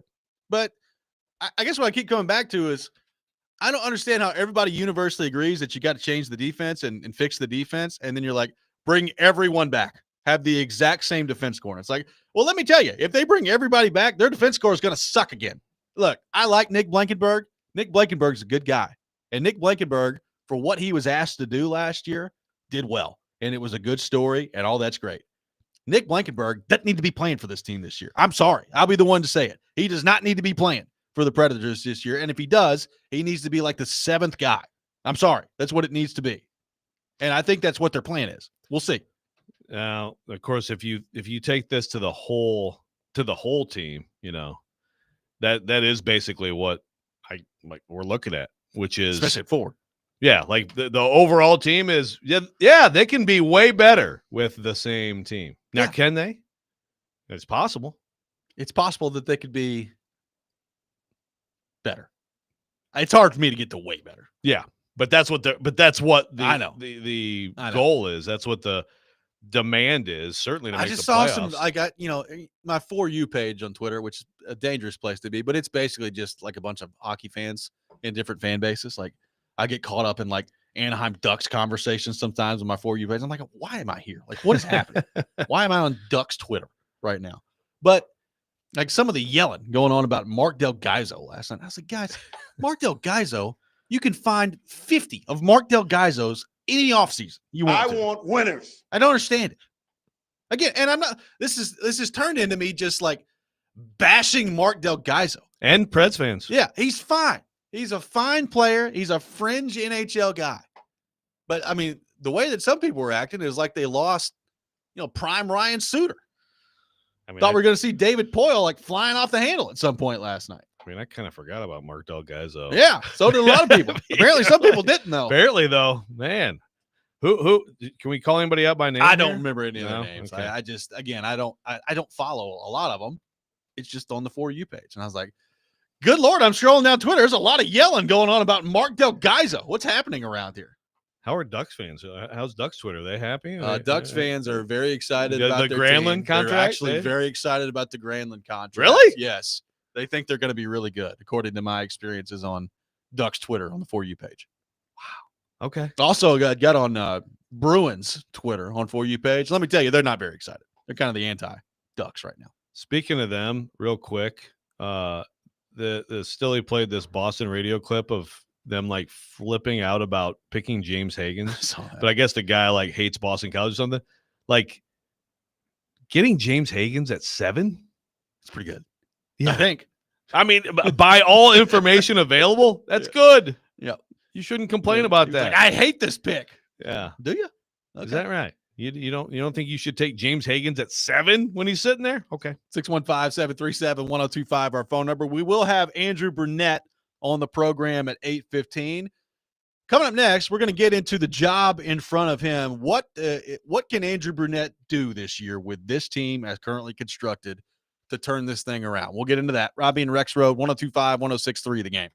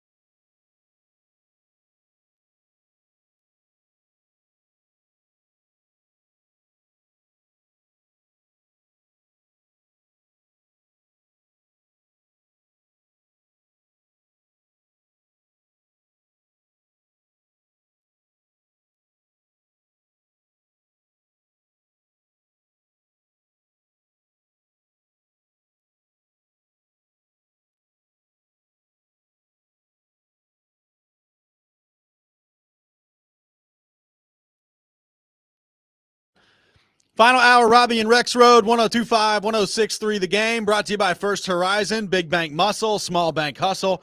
Visit firsthorizon.com/get it all. Live from our Busy Bee Plumbing, Heating, and Air Conditioning Game Nashville studios, home of the $99 yearly Beehive membership where the buzz is always about great service. Robby Stanley, Joe Rexrode, Ian Safar here with you. We will have Predators head coach Andrew Brunette coming up here in just over 10 minutes at 8:15. So looking forward to that conversation with him. Joe, speaking of Brunette, he talked the other day about, kind of diving into the film this week and going over things with the coaching staff about some adjustments that they can make. As you pointed out in the last segment, at forward particularly, there are not very many differences in their roster from last year to this year. Colton Sissons is out. Eric Halla is in. And other than that, there ain't a whole lot of difference between last year's team and this year's team when everybody's healthy when it comes to the forward group. So with that all in mind, how do you view the job in front of Andrew Brunette this year, barring a move right now that we just can't predict via trade?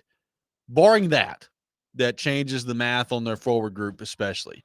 How do you view the job in front of Andrew Brunette, and what leads to the biggest turnaround here? Is it something that he can tweak from an X's and O's standpoint? Is it mentality, which Barry Trotz has talked an awful lot about this offseason? Is it a combination of the two? How do you view the job in front of Andrew Brunette as we sit here on July 3rd with the roster as constructed? It's a great question. I don't know. I mean, there's a lot of talk about system. I think we both agree, and we've talked about a lot.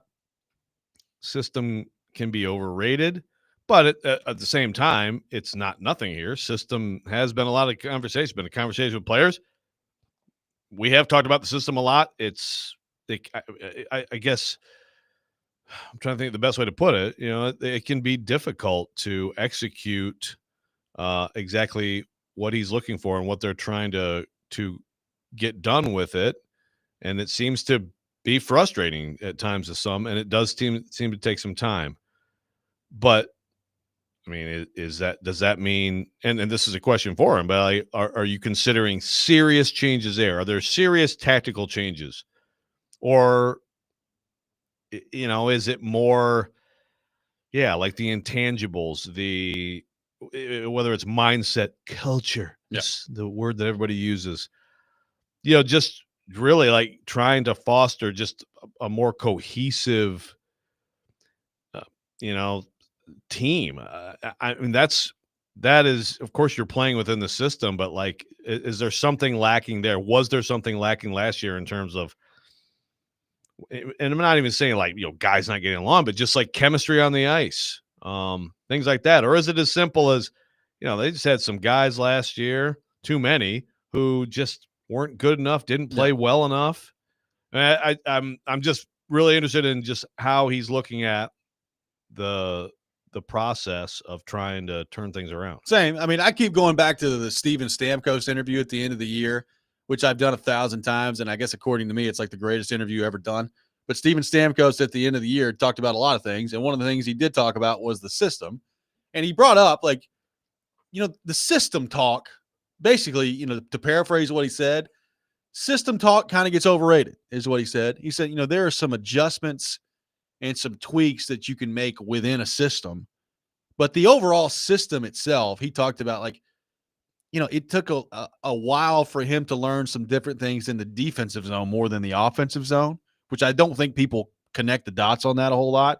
I think a lot of what they tried to tweak last year in the middle of it was defensive zone stuff that hopefully leads to more offensive zone time.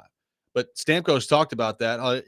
The offensive zone, yes, system is important, but a lot of offensive zone play specifically when you've got the puck is a whole lot of read and react. Like there's a lot of reading and reacting that has to go on out there, and you got to get to the right spots. And frankly, you got to be in good spots where you know where the puck is going to be and anticipate where that's going. All that, be able to get to spots. Yeah, exactly. Like all that goes into it. So I think we probably overblow that part of it a little bit. But to that point, obviously they had some pretty frank conversations at the end of last year. We always think about March or so. I'm sure Stamkos in a non-media setting had some specific thoughts on what he thought needed to change heading into this year. So as Andrew Brunette and Barry Trotz have digested all of that, how much different is their plan of attack going to look?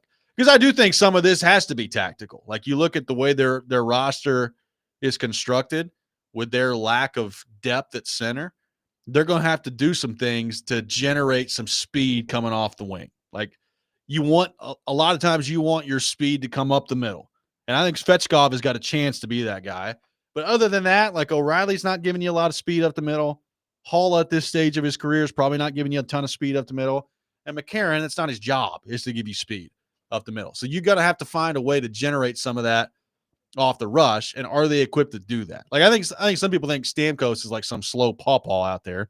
Go look at the NHL Edge stats. He's pretty fast still for his age. So there are different ways to do it. I'm interested to see what that looks like by the time Andrew Brunette and this team come to camp. But clearly Barry Trotz thinks a lot of this is intangible. Like he clearly thinks a lot of this is mentality and buy-in and a lot of things that he talked about at the end of last year. Yeah, and see that's where so Andrew Brunette coached the year before when again things weren't going all that well early. It wasn't all that surprising. The expectations for that team were low. They catch fire. There is a lot of system talk within that. It seemed like there was at least some, oh, now I get it, right? As part of that 18 game point streak. But mentality is pretty good, I thought, with that crew, right? I mean, it's like mentality, Barry Trotz just drafted a guy and people are, again, some people think he's just a goon and he's not. He's he's a good player, but mentality is I'm bringing in a guy who's more physical, who can do straight line things, right? Yeah. I'm changing the D chord to get bigger and stronger. Isn't that like, how do you have the mentality if you can't physically do some of those things? Sure. It's a great question. I think that's part of it too. Like, I think part of what they're talking about right now with mentality, and Barry Trotz brought that word up again the other day. I think right now he wants their mentality to be defend your butt off and then let the offense take care of itself after that. But, even Brunette the other day said, he thinks maybe there was a little bit of, they thought they were going to just play fire wagon hockey last year and just outscore everybody. And it became quickly apparent that that was not going to be the case. And they weren't equipped to play the way defensively they need to play. Maybe it is as simple as that. And that's a lot better this year. We'll see what that looks like. But let's find out from the man himself. Andrew Brunette is going to join us coming up next here on the program. We'll get to all things Nashville Predators with him and take a look at the offseason changes and his approach to next year coming up next. Robby and Rexrode, 102.5, 106.3 The Game.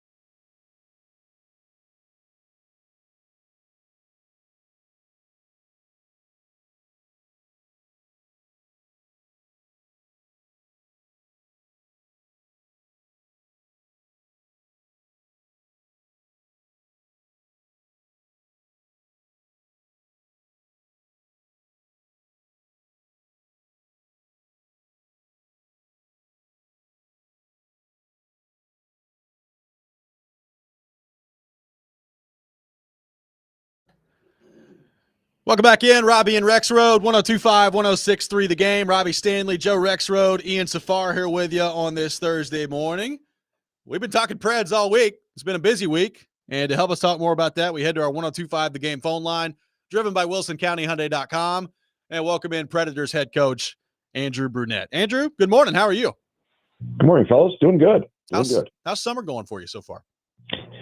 Well, it's been I did the World Championship, so it's kind of been busy. So that was about a month, and then obviously came back and kind of right back into the kind of off season, free agency, draft, etc. Kind of getting organized. So I'm looking for the off season after this week and take some time.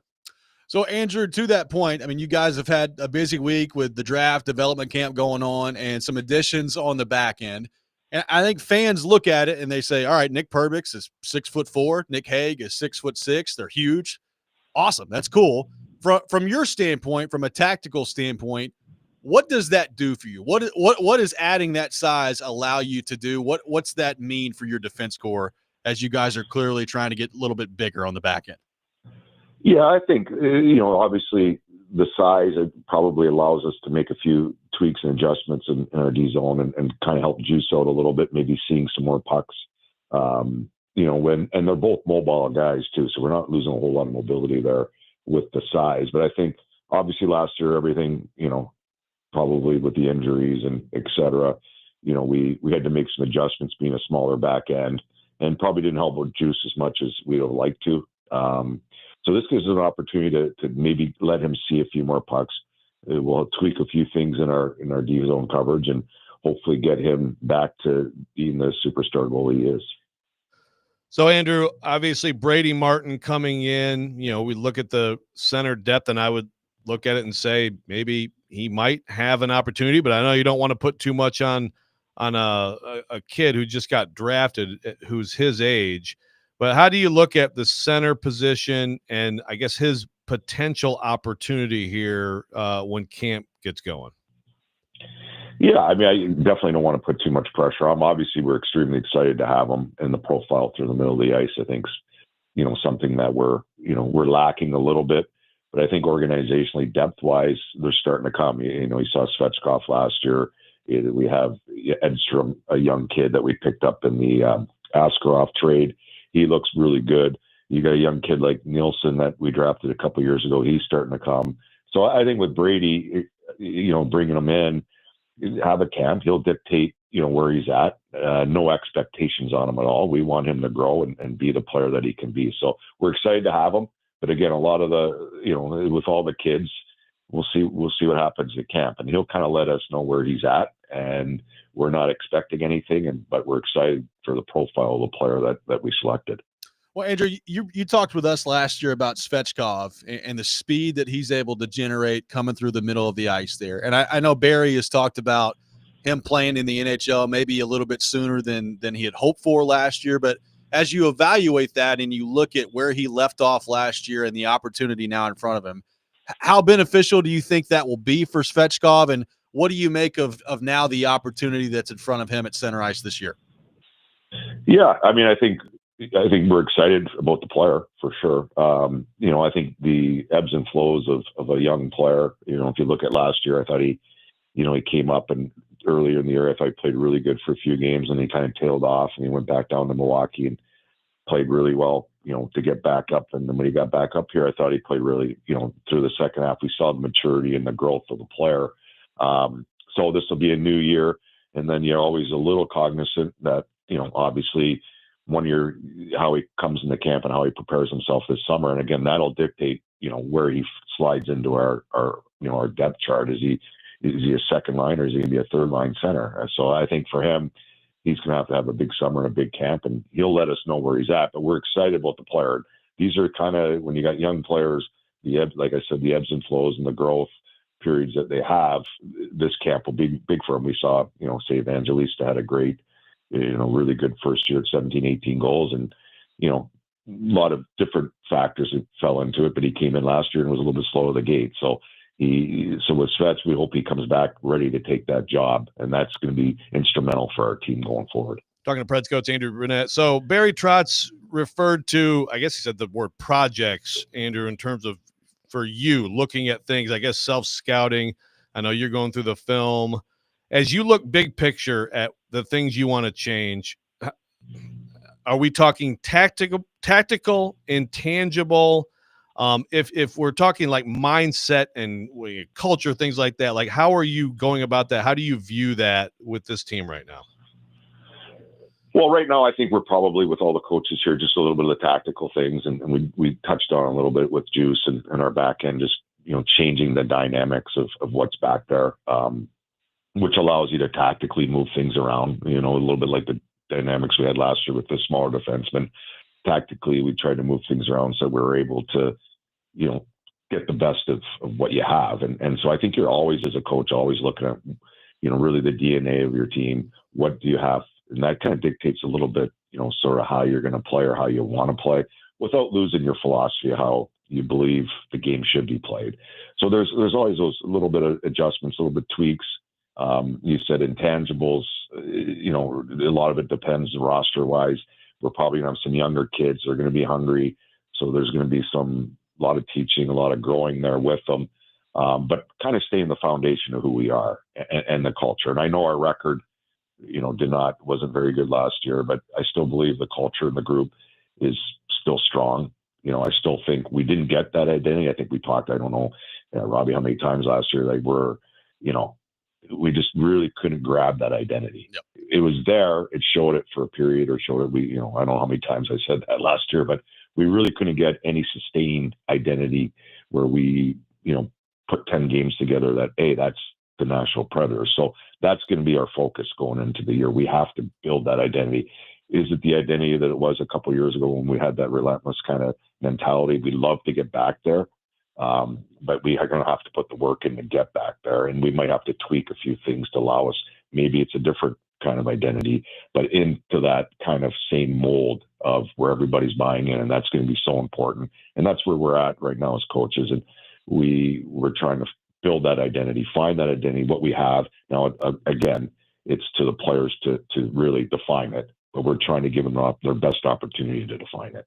Andrew, what were your conversations like with guys like Marchessault and Stamkos and trying to get the best versions of those guys this year? You talked the other day about, how difficult last year was, maybe from a mentality standpoint with those two of, obviously Stamkos has been around Tampa forever, a lot of success. Same thing with Marchessault in Vegas to a lesser degree. But when you look at those two specifically, where do you feel like those two guys are, and what have your conversations been like this offseason with those two? Well, I think they've obviously they didn't like what happened last year either, and they got a lot of pride, and I think they're going to come back with it. Our conversations are a little bit chip on our shoulder, a little bit of a, hey, we're going to show you. I think they're excited. They feel this is a little bit more their team. We talked about that a little bit last year where it was hard because I think you're coming in and you're, you still think of your team as Tampa or Vegas because you've been there so long and that's all you've known your whole life. So it was going to take time. And I think we're all pretty aware that was going to take time. And I think now it's turned the page on this is my team. And I thought as this season went on, especially with Stammer, he took a lot more ownership of the team. So I think he's going to come back. He's going to be hungry. Both guys are going to want to show that, hey, last year, we got a chip on our shoulder. We're going to be better. That's not who we are. That's not going to define us. And they've been great players, and they've done that their whole career. So we expect, and I think they expect, they're going to come back and give us their best versions of themselves. You mentioned earlier, Andrew, tactically, defensively, trying to, help UC Saros see the puck better, things like that. Obviously, a lot of discussion about him, big contract kicking in. The numbers weren't good last year. And I know we talked about it last year. That you thought the numbers maybe didn't necessarily reflect how he was playing. But do you want to see him change in any way? Even like in the offseason, there's something like, hey, maybe put on some weight or whatever it may be to prepare himself for next year. Where do you think he is just in terms of mindset and physically going into next year? Well, Juice is he's a perfectionist and is the reason where he's at. I think for him, I just want him to take a breath and reset and, come back. We did not help him last year. I thought, especially down that last 40 games or so where obviously we had a lot of injuries and a lot of moving parts, and he battled his butt off the whole time. He's highly competitive, and we didn't help him. So you didn't feel that way. And we I think he went to the World Championships. He went with Finland. We played against him. I thought he played exceptional against us, kind of won the game. And so I think he's excited that last year's over, and he's looking forward to this year coming in and just breathe with juice. I think he puts so much pressure on himself that we have to be better around him. And that's kind of our conversations. We're going to work to be better in front of him and let him do this thing. Andrew, last thing here for you, just curious, what have the last few months been like from you personally? I think back to the press conference at the end of the year last year, and you at that time didn't know what your future was going to look like, what the job status was. We obviously do now, and you guys have worked through all that. So how did handling all that at the end of last year, how did you do that, and where do you think you are with all that right now?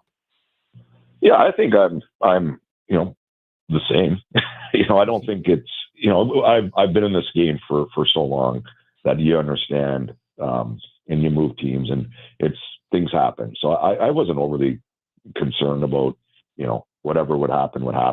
I was just trying to be better and to be a better coach. And so I've been reading a lot. I've been thinking a lot. I've been, there's things that definitely could have did better. There's things I thought, I was proud of how I handled a lot of different things. So I think you self-assess a little bit and you grow. And I think my mindset's always been that. It's been that as a player. What could I be better at? What could I do differently? How do I find ways to get ourselves back to where we need to be? And that was even as a player individually. You kind of have a little bit of that time to self-reflect. You have a good look at what you did, and you're honest with yourself, and then you go to work. And I'm at the point now where I'm going to work, and I felt, like I said, there's things I could have did a little differently. Absolutely, I think every coach. But I'm growing. I'm growing as a coach. So whatever the next challenge is, I'm a little bit better prepared for it. And that's been my mindset as a player. Again, like I said, and this is my mindset as a coach.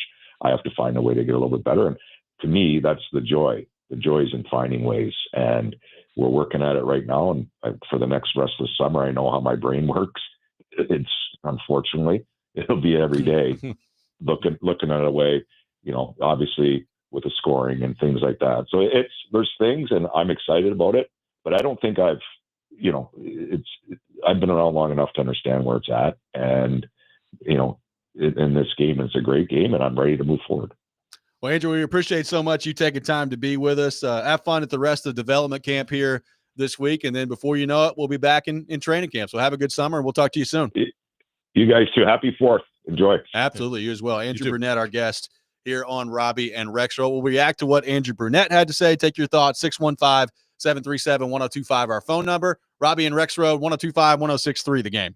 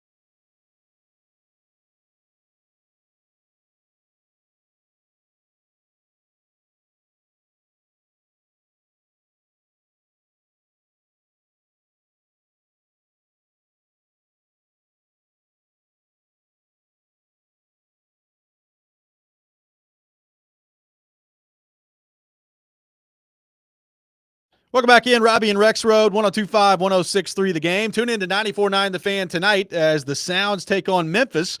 Pregame at 6:20, first pitch at 6:35. Coverage also available on the Game Nashville app and at thegamenashville.com. Sounds baseball on 94.9 The Fan, presented by Twin Peaks and Family Leisure.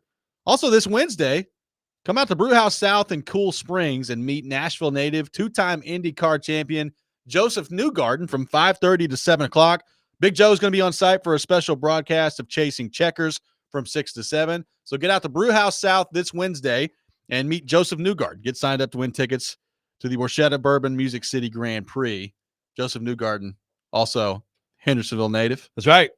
A lot of Hendersonville natives walking around being very successful. Yes. Newgarden. T. Swift is not a native to Hendersonville, but a former resident of Hendersonville. Great town. Yeah, that's a pretty good tandem right there. Pretty good. I'm not saying a couple. Correct. Yeah. Don't want to make anybody mad in this town. Yeah. And then there's you. And then there's me. Who has Not quite in the same contributed to T. Swift's music. I have. No doubt about that. What did you make of Andrew Brunette in the last? I mean, I thought a couple things really interesting there, both on the tactical front of defense and what they may be looking to change here, and some things that they're going to try to move around. And also like that last answer he gave about kind of his approach to, not knowing exactly what was going to happen with him and the job and how he's handled all that was very interesting in the last segment. Yeah. No, I thought that was a very interesting answer. And, no question. First of all, I believe him when he says he's been in the league forever. I mean, everybody who's in this league knows what it is. Yeah. Coaches are the first ones to go, and it does not take long at all to be a coach in jeopardy in this league. But really interesting stuff about, trying to get better and reading, thinking, all that stuff. Still, we still don't have like specifics on like the project or the he's probably the not project going to slash share project. that, yeah. No. But yeah, really interesting stuff. And I thought the Saros answer, the Saros needs to breathe, and Saros, the competitiveness has been talked about. You're putting a lot of pressure on himself. Was an interesting answer too. I mean, Saros is just any success moving forward for Brunette and this team. Yeah. I think next year, if we're talking about success, we're talking about UC Saros as one of the comeback stories of the year. Whether you believe that he individually needs to do that with his performance or not, the numbers, the success rate is going to have to be dramatically different. Well, you heard Brunette say it there. He said that they want to get Saros back to his old self. Like that's what he said. Like they want to get him back. Now, some of that is the help around him, but I think some of that is also like he's got to Saros, regardless of how you view this, like Saros has got to challenge himself this summer to be like, all right, like I need to find a way to get at the top of my game more often than I have the last couple of years. Look, nobody's asking him, and I'm certainly not asking him to be at the tippy top of his game for 82 games next year in the regular season. It's impossible to do that in the NHL, and you're going to have natural peaks and valleys as a goaltender. I think regardless of whatever excuse you want to make, but you can look back 2 years ago at the start of the year, the first half of the season, and you could point to new system, new coach, new defense around, all these things. But he struggled the first half of the season 2 years ago. His numbers were not good, and he did not play well. Last year, certainly, as Brunette pointed out, the defense around him, particularly at the end, when it was Yossi out of the lineup and they were calling up a bunch of guys from Milwaukee and they picked up Osterley and England off waivers. Like it was a ragtag defense core at the end of last year. But even before that, he wasn't playing great. Like he wasn't like even when Roman Yossi was in the lineup, Saros wasn't playing great. So again, I have no doubt if you improve the defense around him, his numbers will get better. But he also needs to be at the top of his game and find a way to sustain that more often than he has the last couple of years. Yeah, no question. It's just, I just don't think there's been anything unfair. No, I don't either. It's the hockey teams, coaches, players, teammates, always very protective of the goalie. Well, let me say this too. I know a lot of Predators fans don't want to hear this because of how bad last year was. And as you said, the coach is the first one to take the blame. And I get it. And I've said this many times. I said it yesterday. I'll say it again today. In most organizations, with the expectations being what they were for that group last year and the performance being what it was, the coach would have been fired. So I fully stand by all that. I also have an open mind heading into this year for Brunette to see if he can fix it. I know a lot of Predators fans don't want to hear that, but I've been very consistent on this, and I will say it again. I think Andrew Brunette's a good coach. Like, his track record to get to this point, and frankly, his track record in 2 of 3 years as a head coach is pretty good. Now, last year was very bad, and I think it's a fair question to ask, okay, you think he's a good coach? That's great. Is he the right coach for this team? I don't know. I think we're going to begin to find out some more of that this year. But I have an open mind for everything he just talks about of like, all right, show me some answers. Show me you could come up with some tactical things to fix this. Show me, maybe more than anything, that your messaging can get through to these guys to get them to buy in next year. Because I think one of the criticisms from Predators fans at the end of last year, which was fair, was, Barry Trotz kept talking about buy-in, and Andrew Brunette talked about buy-in. It's like, well, your job is to get them to buy in. Yeah. So I want to see that from the jump this year. Whatever tactical adjustments you make, whatever way you want to play, identity he just talked about, whatever you decide that needs to be, get your guys to buy into it.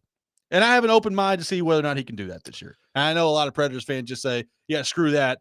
Play 10 games, fire him, and then let's move on. And I'm not going to approach it that way. Yeah. When you change a roster as little, relatively speaking, as little as they have, then that, like, the coaching, I mean, the coaching is important. It matters. But I mean, that's where we're looking, right? Like, okay, so how can you change it? Someone on the text line says, I'd be nice if you'd explain what identity is. I actually was going to follow up with that with, define identity for us, but then he kind of kept talking through it. To me, I take that as, like, is this a together tough team?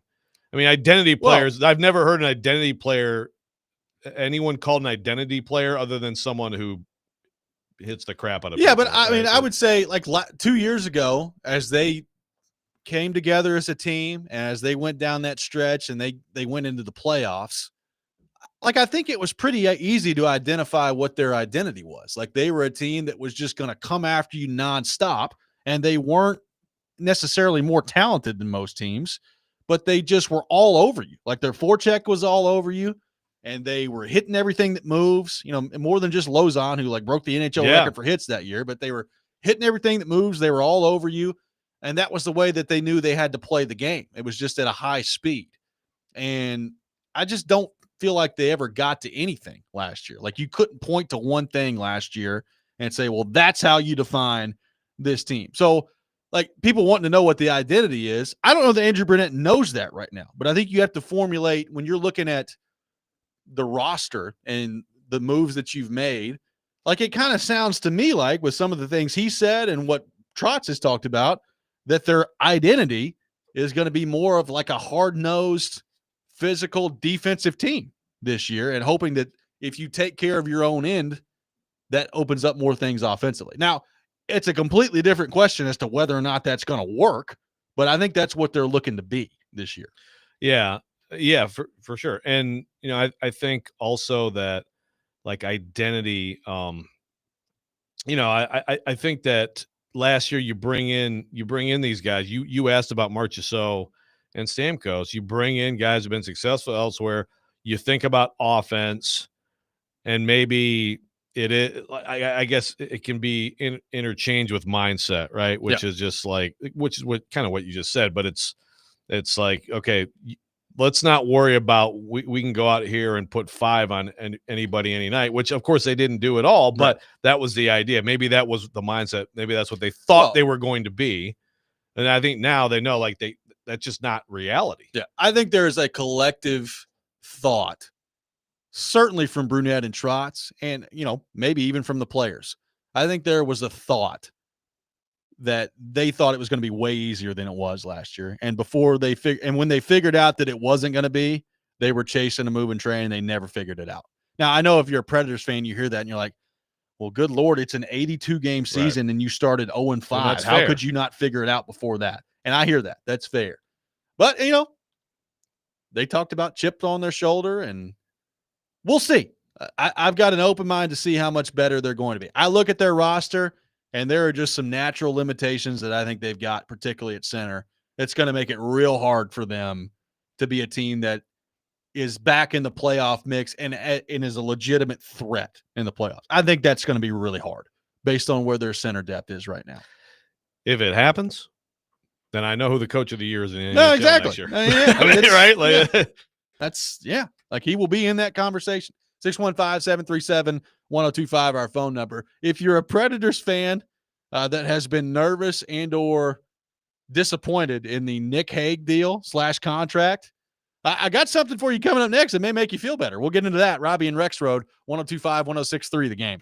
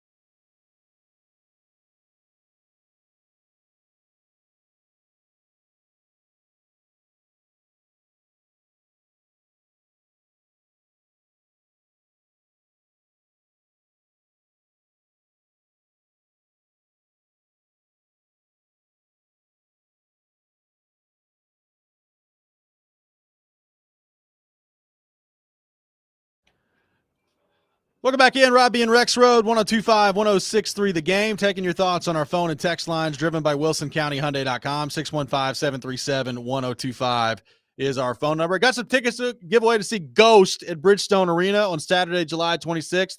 Big caller 5, 615-737-1025. Nick Hague to the Predators this week. And if you're looking for some good news on the Nick Hague front, we got some for you. Elliot Friedman was on with DVD yesterday for his weekly hit and talked about Nick Hague and the interest around the league in him and how the Predators ended up winning out. Apparently, heavy interest and Nick Hague. Here's what Elliot Friedman had to say yesterday on DVD. There was an awful lot. And, there were a lot of teams that knew that Nick Hague was going to be available. And because Vegas, Kelly McCrimmon talked a bit yesterday after they signed Marner. He told a bunch of guys they weren't getting traded. He told William Karlsson they weren't getting traded. He told Thomas Hertl he wasn't getting traded. He told, there was one more, I think. There was one more forward that he told was not getting traded.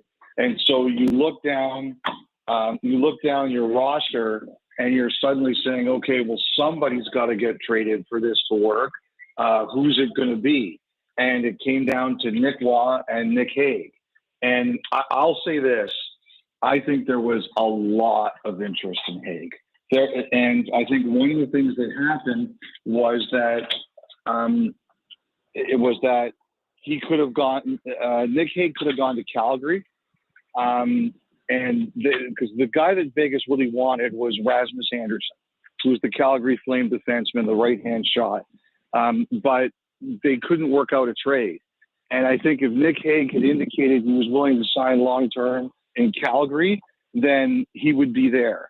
I think it's possible there were other teams. I haven't confirmed this, Adam, but I've heard from other teams that it was indicated to them that Nick Hague probably wasn't going to sign there long-term either.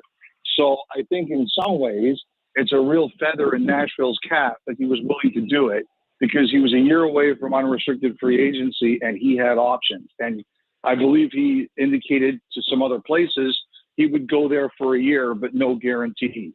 But obviously that wasn't the case with Nashville. He was willing to sign long-term there. So that was Elliot Friedman yesterday.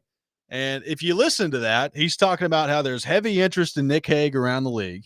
He said at a later part of that interview that, some people may have been shocked at the price, but if you wanted Nick Hague, that's what it was going to take. So if you're a Predators fan thinking that they're on some island here for Nick Hague, according to Elliot Friedman, apparently they're not. So, Joe, what do you make of that?